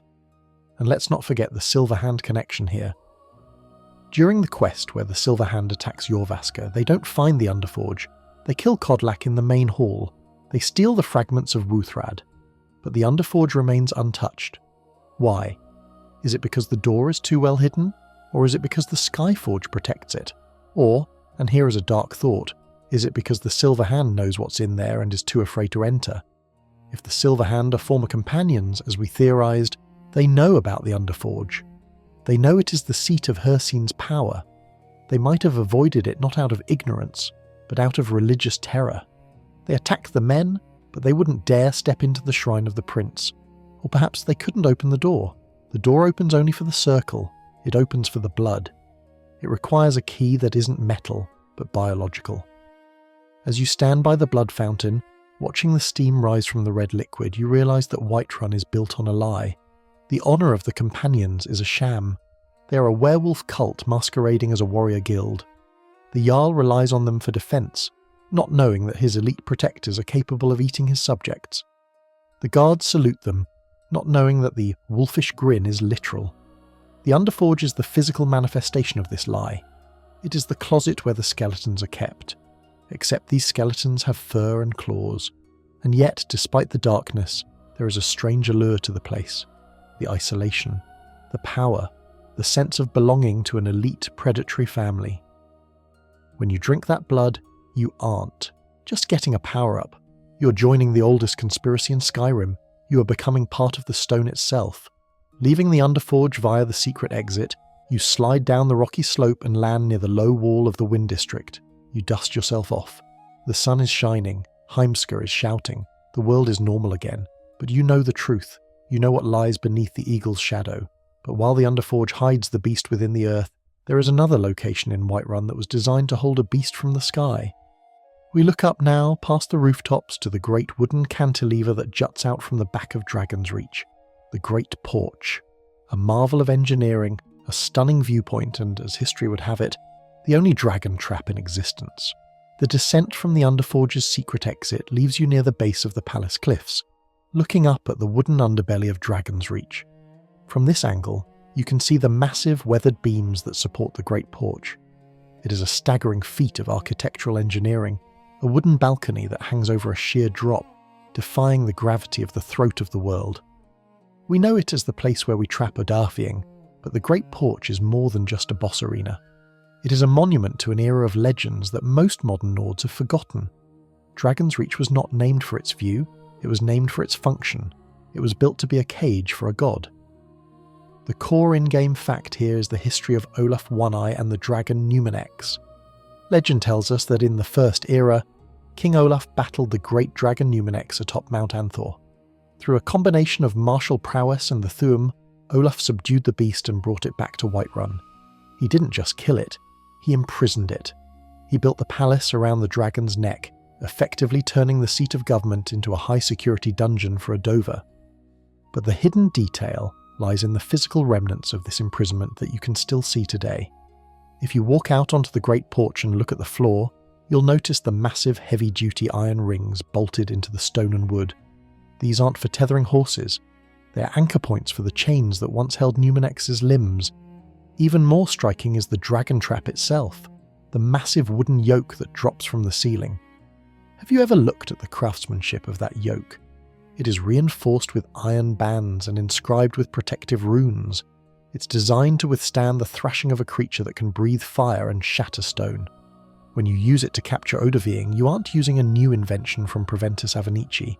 You're activating ancient technology that has been sitting dormant for thousands of years, waiting for a dragonborn to return. There is a tragic, obscure lore tidbit regarding the fate of Numenex. While the palace is a triumph for humanity, it was a slow, agonizing death for the dragon. Parthenax, if you speak to him about it, mentions that Numenex eventually lost his mind. He became so lonely and so broken by his captivity that he forgot his own name and the words of the Thuum. He didn't die of a wound, he died of despair. The skull that hangs above the Jarl's throne is all that remains of that tragedy.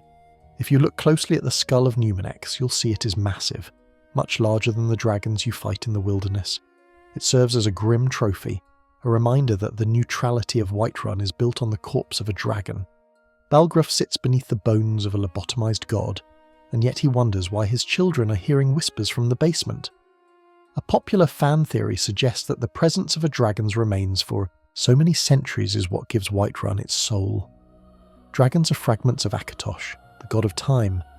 Some believe the proximity to Numenex's essence is why the Skyforge steel is so potent, or why the city has survived countless sieges throughout history. The city isn't just a settlement, it's a reliquary. The Great Porch also offers the best view of the Gildergreen anomaly. From this height you can see the golden tree in the centre of the Wind District. It looks beautiful, but from above you can see how it perfectly aligns with the palace and the Skyforge. The city is a triangle of power. The tree, life, the forge, creation, spirit, and the palace, authority, death. But even as we look down from the height of the Jarl's authority, we must remember that not everything in Whiterun is as grand as a dragon's cage. Some secrets are small, domestic, and hidden in the houses of the middle class. Specifically, there is a house near the gate that hides a level of domestic tension and weirdness that rivals the daedric princes. Let's head back down to the plains level, to the House of Greymane, and look at the secret life of Fralia and her missing-in-action son. The transition from the cold, wind-swept heights of Dragon's Reach to the warm, cluttered interior of the House of Greymane is jarring, but it's a necessary step to understanding the human cost of Whiterun's politics. We mentioned Fralia Greymane earlier in the context of the clan feud, but standing in her home, watching her go about her daily routine, you realise that this house is less a home and more a bunker of grief. The missing-in-action quest is one of the most emotionally resonant in the early game because it grounds the fantastical elements of the Civil War in the reality of a mother who just wants her son back. But if we leave the Greymanes to their sorrow and head across the market square to the city's social hub, we find a different kind of hiding, one that involves less honour and far more deception. The Bannered Mare. It is the beating heart of Whiterun's nightlife. You push open the heavy wooden doors and are immediately hit with the sound of the crackling fire, the clinking of tankards, and, unfortunately, the voice of Mikael the Bard singing Ragnar the Red for the 10,000th time. It's a cosy, inviting space where the harshness of Skyrim feels miles away. Hulda, the innkeeper, stands behind the counter, ready to sell you mead and rumours, but the most interesting person in the room isn't the owner, or the bard, or even the armoured Uthgerd the Unbroken challenging people to fistfights in the corner. It is the barmaid, Sadia. To the casual player, Sadia is just a Redguard woman bringing drinks to tables. She has a generic "can I get you anything" dialogue loop. But trigger the quest in my time of need, and the Bannered Mare transforms from a tavern into the centre of an international espionage thriller. The core in-game fact is the conflict. Alika warriors are searching for a Redguard woman. They are barred from the city, mostly, but they are lurking at the gates and prowling the roads. When you confront Sadia, she pulls a dagger on you. She claims she's a noble from House Suda in Hammerfell, fleeing the Aldmeri Dominion. She says the Alika are assassins hired by the Thalmor to silence her for speaking out against the Dominion. It's a compelling story. We hate the Thalmor. We like rescuing damsels. It seems like an easy choice, but dig deeper. Look at the hidden details in the dialogue and the timeline of the Great War, and Sadia's story starts to fall apart. First, consider the geography and politics. Hammerfell is the only human province that successfully repelled the Aldmeri Dominion. They rejected the White Gold Concordat and kept fighting until the Dominion withdrew. The Redguards of Hammerfell hate the Thalmor with a passion that rivals the Stormcloaks. If Sadia is a Redguard noble being hunted by the Thalmor, why would the Alika, her own people, be working for the Thalmor? It makes no sense. The Alika mercenaries would be the last people on Nirn to take a Dominion. Contract. Kematu, the Alika leader you meet in Swindler's Den, tells a completely different story. He claims Sadia, whose real name is Iman, is a traitor. He says she sold out the city of Tanith to the Aldmeri Dominion during the war, causing the city to fall. He claims she is a war criminal fleeing justice, and they are here to bring her back to Hammerfell for trial, not to execute her. So, who is lying?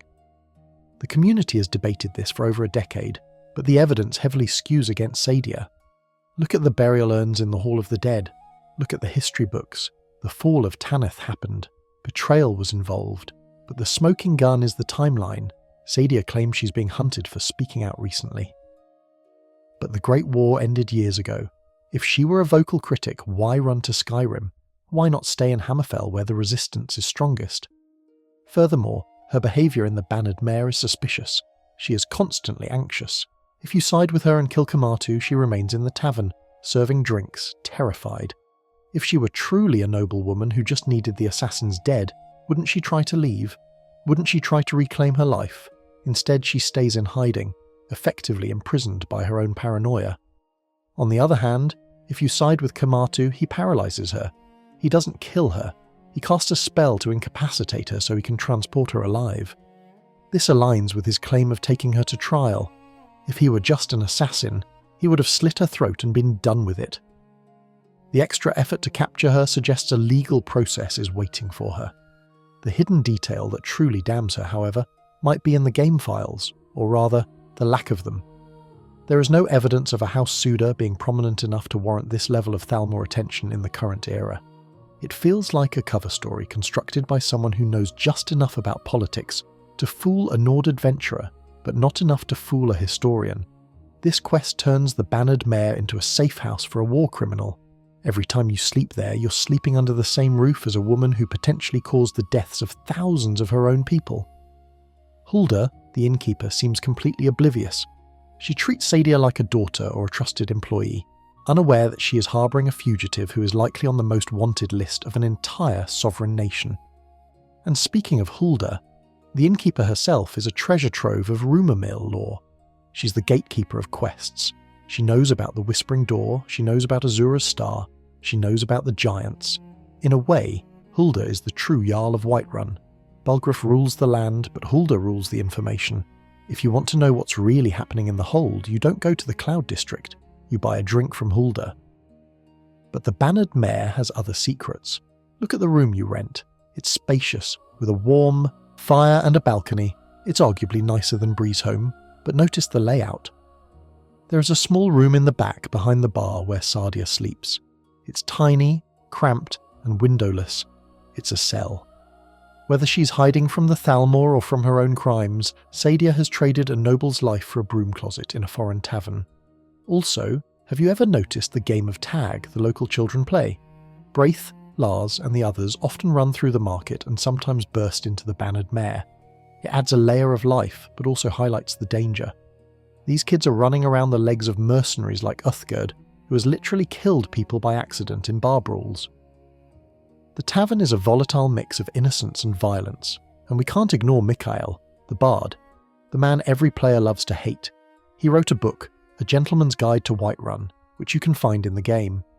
In it, he claims to have conquered the hearts of Nord women, describing them as fierce shield maidens who need to be tamed. It's incredibly misogynistic and explains why Carlotta Valentia in the market wants him dead, or at least beaten up.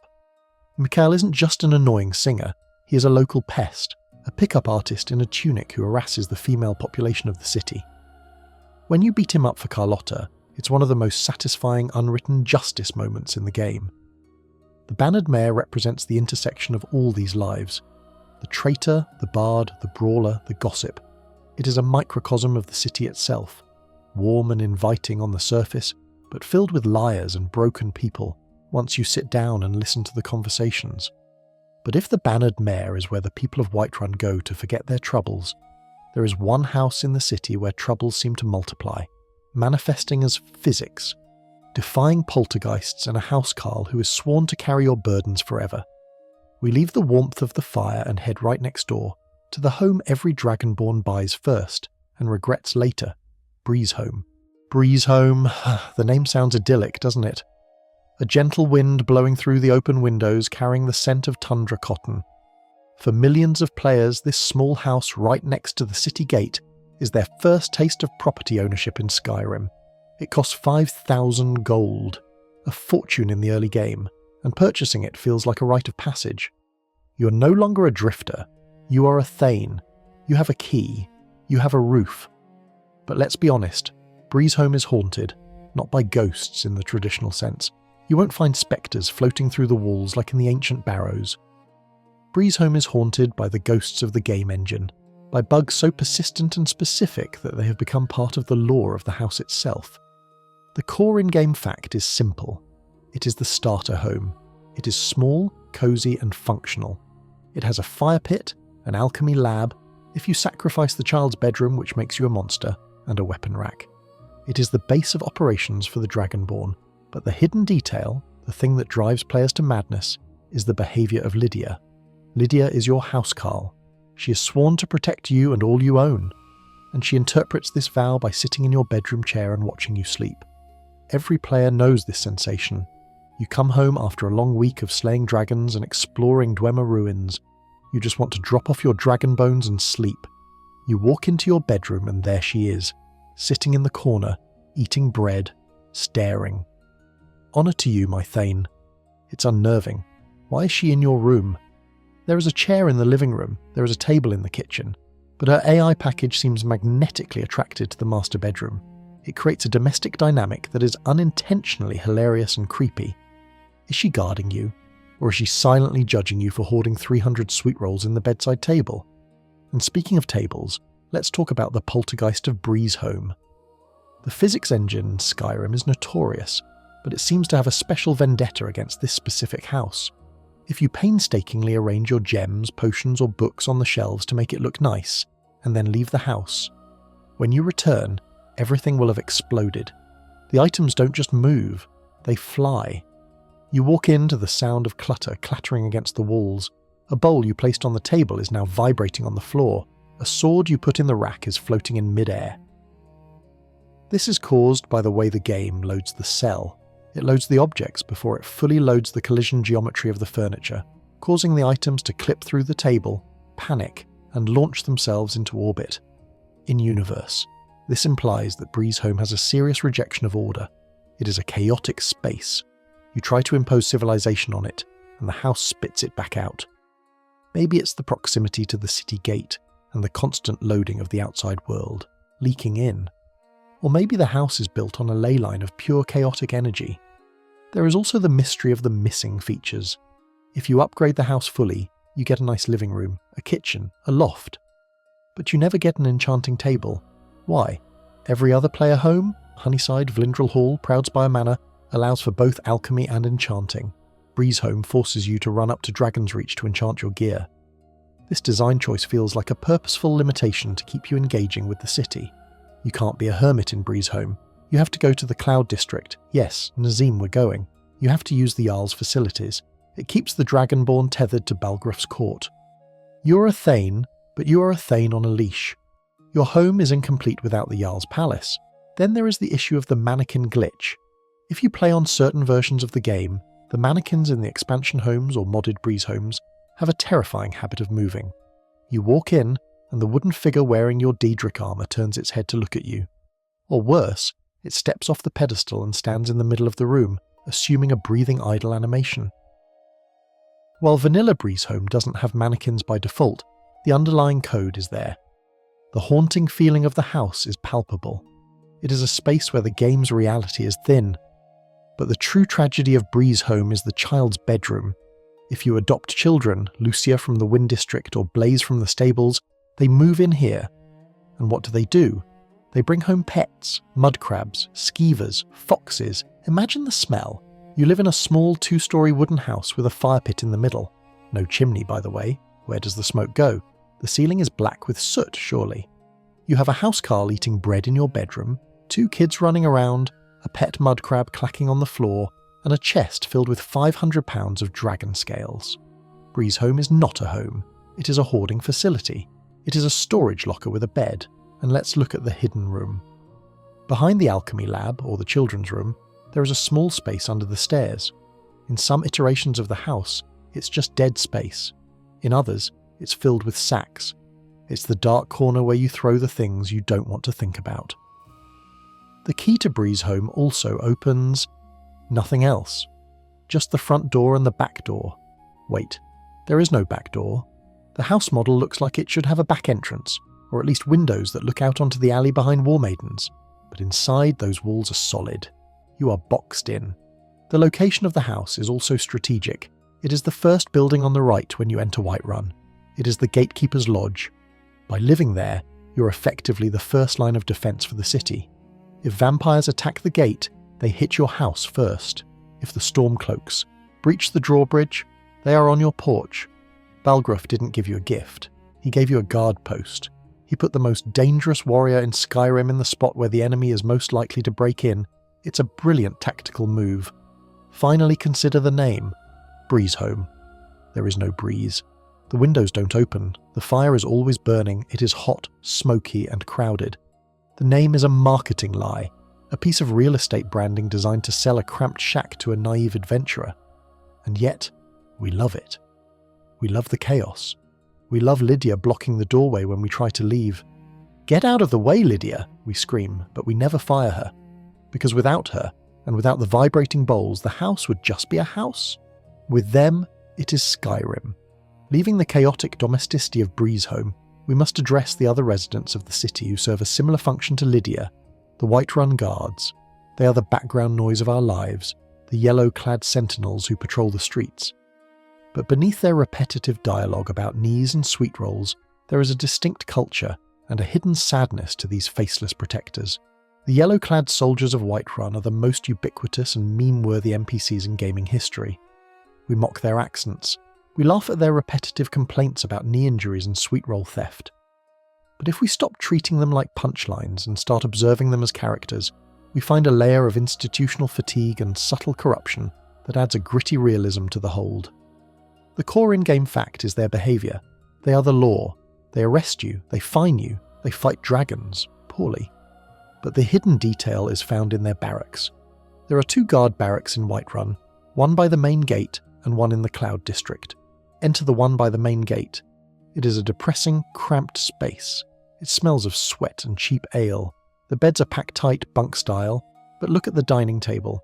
You will often find a guard shield and a few bottles of Nord mead, but you also find books. Not strategy guides or laws of Skyrim. You find fiction. You find the lusty Argonian maid. This humanizes them instantly. These aren't mindless golems spawned to stop you from littering. They are bored, lonely men living in a dormitory, trying to pass the time between dragon attacks with smutty literature and warm alcohol. But the real story is their leader, Commander Caius. You can find Caius patrolling the streets or hanging out in Dragon's Reach. He seems like a stern, dutiful soldier. He talks about security and keeping order. But if you have the Thieves Guild connections, or if you simply pay attention to his schedule, you realise Caius is corrupt. He is on the take. There is a specific interaction where you can bribe him to overlook crimes. Most guards can be bribed if you have the perk, but Caius's dialogue suggests a weary acceptance of the city's criminal element. "I don't care what you do, just keep it quiet," implies that his job isn't to stop crime, but to manage the appearance of order. He knows Ysolda is dealing drugs. He knows Nazeem is a fraud. He knows the companions are weird, but as long as no one is dying in the street, too often, he looks the other way. This corruption flows down. Listen to the idle chatter between guards. They talk about paying off their debts. They talk about the war with a cynical detachment. They aren't Stormcloaks or Imperials at heart. They're just guys trying to not get incinerated. The arrow to the knee line itself has sparked a massive fan debate. Many believe it's just a random line. But a popular theory suggests that "took an arrow to the knee" is Old Nord slang for getting married. You kneel to propose, so you took an arrow to the knee. Your adventuring days are over because you have a wife and family to support. If this is true, it changes the tone of the city completely. Whiterun isn't guarded by washed-up cripples, it's guarded by family men. They aren't complaining about an injury, they are lamenting the loss of their freedom to domestic responsibility. It makes their reluctance to fight dragons. My cousin's out fighting dragons, and what do I get? Guard duty. Much more poignant. They want to be heroes, but they have mortgages to pay and mouths to feed. However, there is a darker glitch feature regarding the guards, the hive mind. If you kill a chicken in the secluded area of the Battleborn farm with no witnesses, a guard in the city often knows instantly. You have committed crimes against Skyrim and her people. This mechanic implies that the guards share a psychic link. In lore, this could be interpreted as the Jarl's network of spies, or Hulda's rumours, being terrifyingly efficient. But it creates a sense of paranoia. You're never truly alone in Whiterun. The eyes of the Horse Banner are always watching. Also notice the difference between the Whiterun guards and the guards of other holds. Whiterun guards are yellow. Yellow is a colour of neutrality, of wheat and sun. But their armour is often scuffed and dirty compared to the shiny steel of Solitude or the distinct blue of Windhelm. They are underfunded. Balgruuf spends his money on the war effort and the wall repairs, leaving his men with dented helmets and dull swords. When the Civil War battle happens, watch the guards. They die in droves.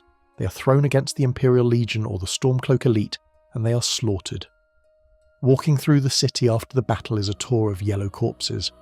It drives home the point that while the Dragonborn is the protagonist, the Whiterun Guard is the tragic extra, destined to die for a Jarl who sits safe in his stone palace. But if the guards represent the surface-level law, there is a place where the law ends and punishment begins.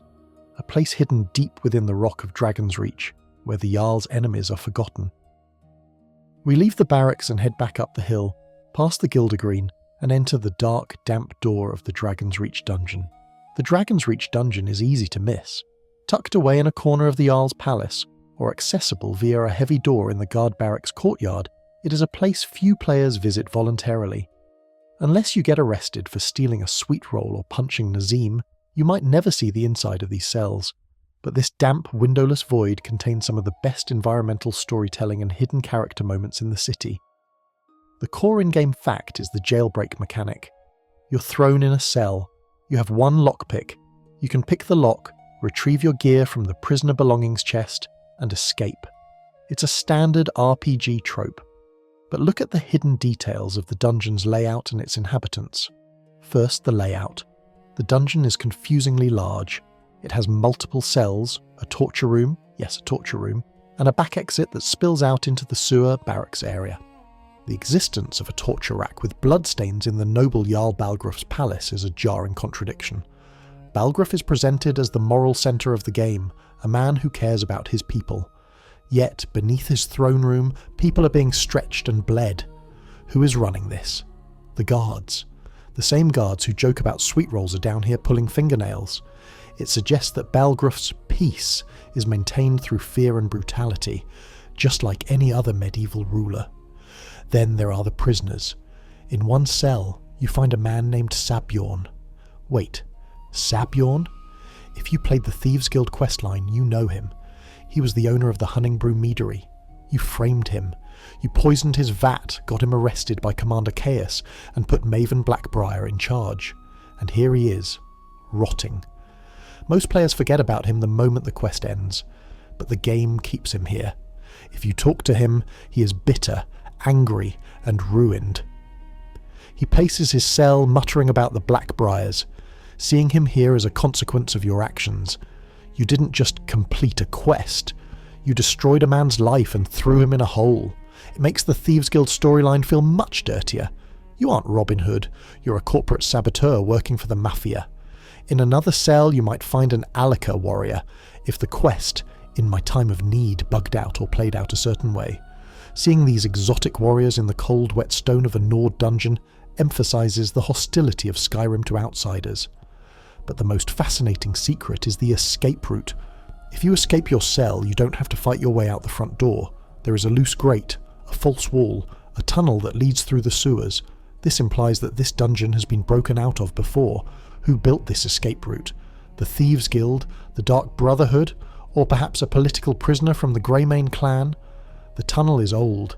It has cobwebs and skeletons. This suggests that Dragon's Reach has been leaking prisoners for centuries.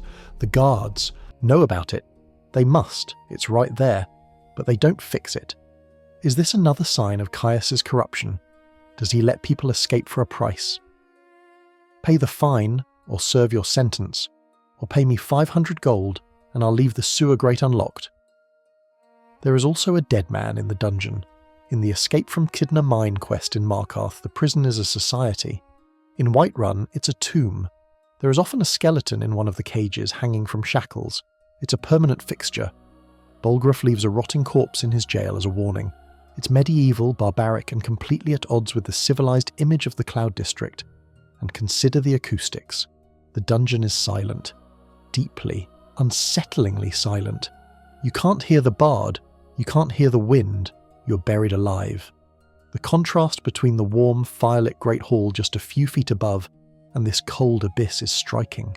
It represents the duality of the Jarl's power, the velvet glove above, the iron gauntlet below. While you're down here, look at the prisoner belongings chest. It is often filled with the gear of previous inmates, lockpicks, daggers, clothes. It's a loot box of broken dreams. Every item in there represents someone who was stripped of their freedom. Finally, there is a rare bug detail where if the Civil War siege happens while you're in jail, the script breaks. The battle rages outside, catapults hitting the walls, and you are stuck in a cell, forgotten. It's a terrifying existential horror scenario, trapped in a cage while the building burns down around you. It highlights the helplessness of the common folk and the prisoner in the face of the war. Leaving the dungeon via the sewer grate, you emerge blinking into the sunlight near the barracks. You wash the smell of the cells off your armour. You look up at the palace again. It looks different now. It's not just a cool castle. It's a fortress with a torture chamber in its gut. But as we near the end of our journey, we must look at the man who oversees all of this. Not the Jarl, but the man who stands by his side plotting the movements of armies on a map that decides the fate of the province. We head back into the main hall, up the stairs, to the War Room of Dragon's Reach. The War Room? It's the space directly behind the Jarl's throne, a lofted area that overlooks the Great Fire Pit. Dominating the room is a large table covered in a map of Skyrim. Coloured flags, red for the Empire, blue for the Stormcloaks, pierce the parchment marking the current state of the conflict. It seems like a simple prop, a UI element made physical. But this table is the brain of the game's civil war simulation, and it hides details about the political reality of Whiterun that Balgruuf never says out loud. The core in-game fact is the neutrality. Balgruuf refuses to put a flag on Whiterun at the start of the game. "I am on the side of Whiterun," he says. The map reflects this. The centre of the board is empty, but look closer at the flags. The hidden detail is in the placement. The flags don't just mark cities, they mark forts. And if you look at the forts surrounding Whiterun, Fort Greymoor, Fort Sungard, you see the pressure closing in. The map tells a story of a siege in slow motion. Whiterun is encircled. The red and blue pins are creeping closer every day. Balgruuf isn't neutral because he's indecisive. He's neutral because he is surrounded. He is holding the high ground while the sharks circle the hill. Proventus Avenici, the Jarl's steward, stands here often. He is a comedic figure to some, fussy, cowardly, worried about the budget. But listen to his advice. He is the only one talking sense. "We cannot afford a war," he says. "The walls are crumbling." He is the realist. Irileth wants to fight. Balgruuf wants to lead. Proventus just wants to make sure there's enough grain in the silo so the people don't starve. There is a fan theory that Proventus is actually the one running the hold. Balgruuf is the charismatic face, but Proventus balances the books, and the books are bad. Whiterun is broke. The map shows why. Trade routes are cut off by the war. The hub of Skyrim is isolated. Also, look at the hidden documents on the tables in this room. You often find letters from General Tullius, or Ulfric Stormcloak. These letters reveal the immense pressure Balgruuf is under. He is receiving threats from both sides. One letter might demand he garrison Imperial troops, another might demand he outlaw the Legion. He is playing a dangerous game of correspondence chess. But the most significant detail in this room is the balcony door, the one that leads to the Great Porch, which we visited earlier. The flow of the room suggests that Balgruuf spends his time pacing between the map, the abstract war, and the porch, the dragon trap, reality. He's caught between the squabbles of men and the return of legends. And let's talk about the Whispering Door key again. Who has it? Balgruuf? Farengar? The court wizard, Farengar's secret fire, also works in this area. He's obsessed with dragons, ignoring the war entirely. "Keep your war politics out of my laboratory," he sneers. Farengar's indifference highlights the absurdity of the civil war. While men fight over flags on a table, a wizard is studying a dragonstone that predicts the end of the world. The war room is a tableau of misplaced priorities. The generals are looking down at the map, while the threat, Alduin, is coming from the sky. If you stand on the war room balcony and look down at the throne, you get an assassin's view. You realise how exposed the Jarl is. There are no guards on the upper level. A stealth archer, you, can end the government of Whiterun with one shot. It's a design flaw that speaks to the hubris of the Nords. They trust in their honour so much they forgot to guard the rafters. Finally, consider the map itself as a dynamic object. As you clear forts and win battles, the flags change. This is one of the few times the world of Skyrim physically changes based on your actions outside of a quest dialogue. It makes the war room feel alive. It is a scoreboard. And when the battle for Whiterun finally comes and the map is swept clean or painted one colour, the room loses its tension. The silence of a won map is almost sadder than the chaos of a contested one. The war room is the mind of the city, anxious, besieged and calculating. It is where the bedtime story of Whiterun turns into a political thriller. But now, the map is folded. The flags are still. The dragons are trapped, the mead is drunk and the guards are sleeping or reading Argonian literature, it is time to step out one last time, to look at the city as a whole and say good night. We end our journey where we began, outside. We step out of the great doors of Dragon's Reach, walk down the wooden steps, past the Gildergreen, past the market where the stalls are now empty, and stand at the edge of the city, looking out over the battlements towards the throat of the world. The sun is setting, the sky is shifting from the pale blue of the day to the deep bruised purple of the Skyrim twilight. The moons, Massa and Secunda, are rising, casting a silver glow over the tundra. Whiterun is a city of layers. We've peeled them back tonight. We've seen the fratricide in the huntsman, the drugs in the market, the skeletons in the moat, and the gods in the forge. We've walked with the wealthy in the Cloud District and crawled with the vermin in the dungeon. The hidden detail to close on is the sheer resilience of this place. Whiterun is often called the Imperial City of Skyrim, not because of politics, but because of its centrality. It is the heart. If Whiterun falls, Skyrim falls, and despite the rot we've uncovered, the vampires, the werewolves, the corrupt guards, the daedric doors, the heart keeps beating. Look at the walls. They are crumbled in places. The stonework is ancient, older than history, but they hold. Look at the windows. The warm amber light of the candles flickers from within. Behind every one of those windows is an NPC with a schedule, a secret, and a life. There is a final, beautiful glitch you can sometimes see from the ramparts. If the weather aligns just right, the Aurora Borealis seems to erupt directly from the peak of the throat of the world and arch over Whiterun like a bridge.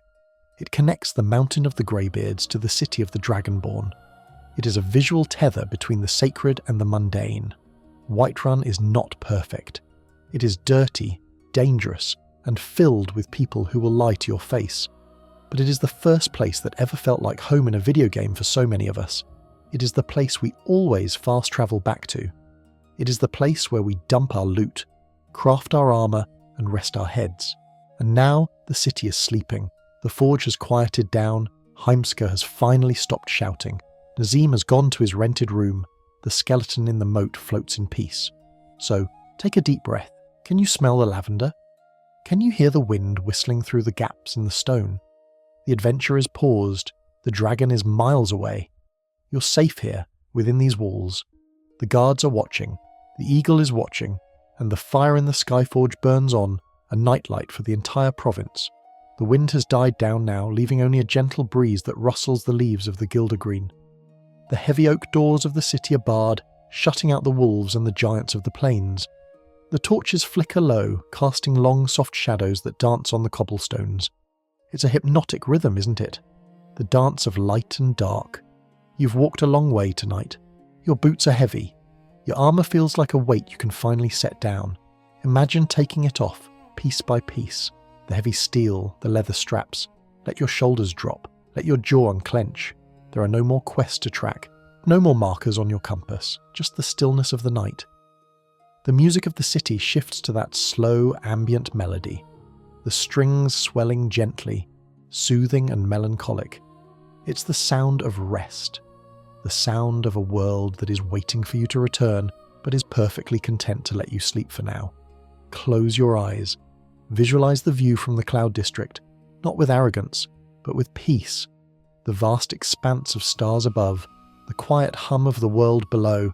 You're part of this story, but for now, you're just a traveller resting by the fire. The fire is warm, the bed is soft, the dark is comforting. Let the sounds of the city fade away. The clang of the hammer is gone, the shouting is gone. There is only your breath, slow and steady, in and out, drifting deeper into the warmth. Good night, Dragonborn. Sweet dreams.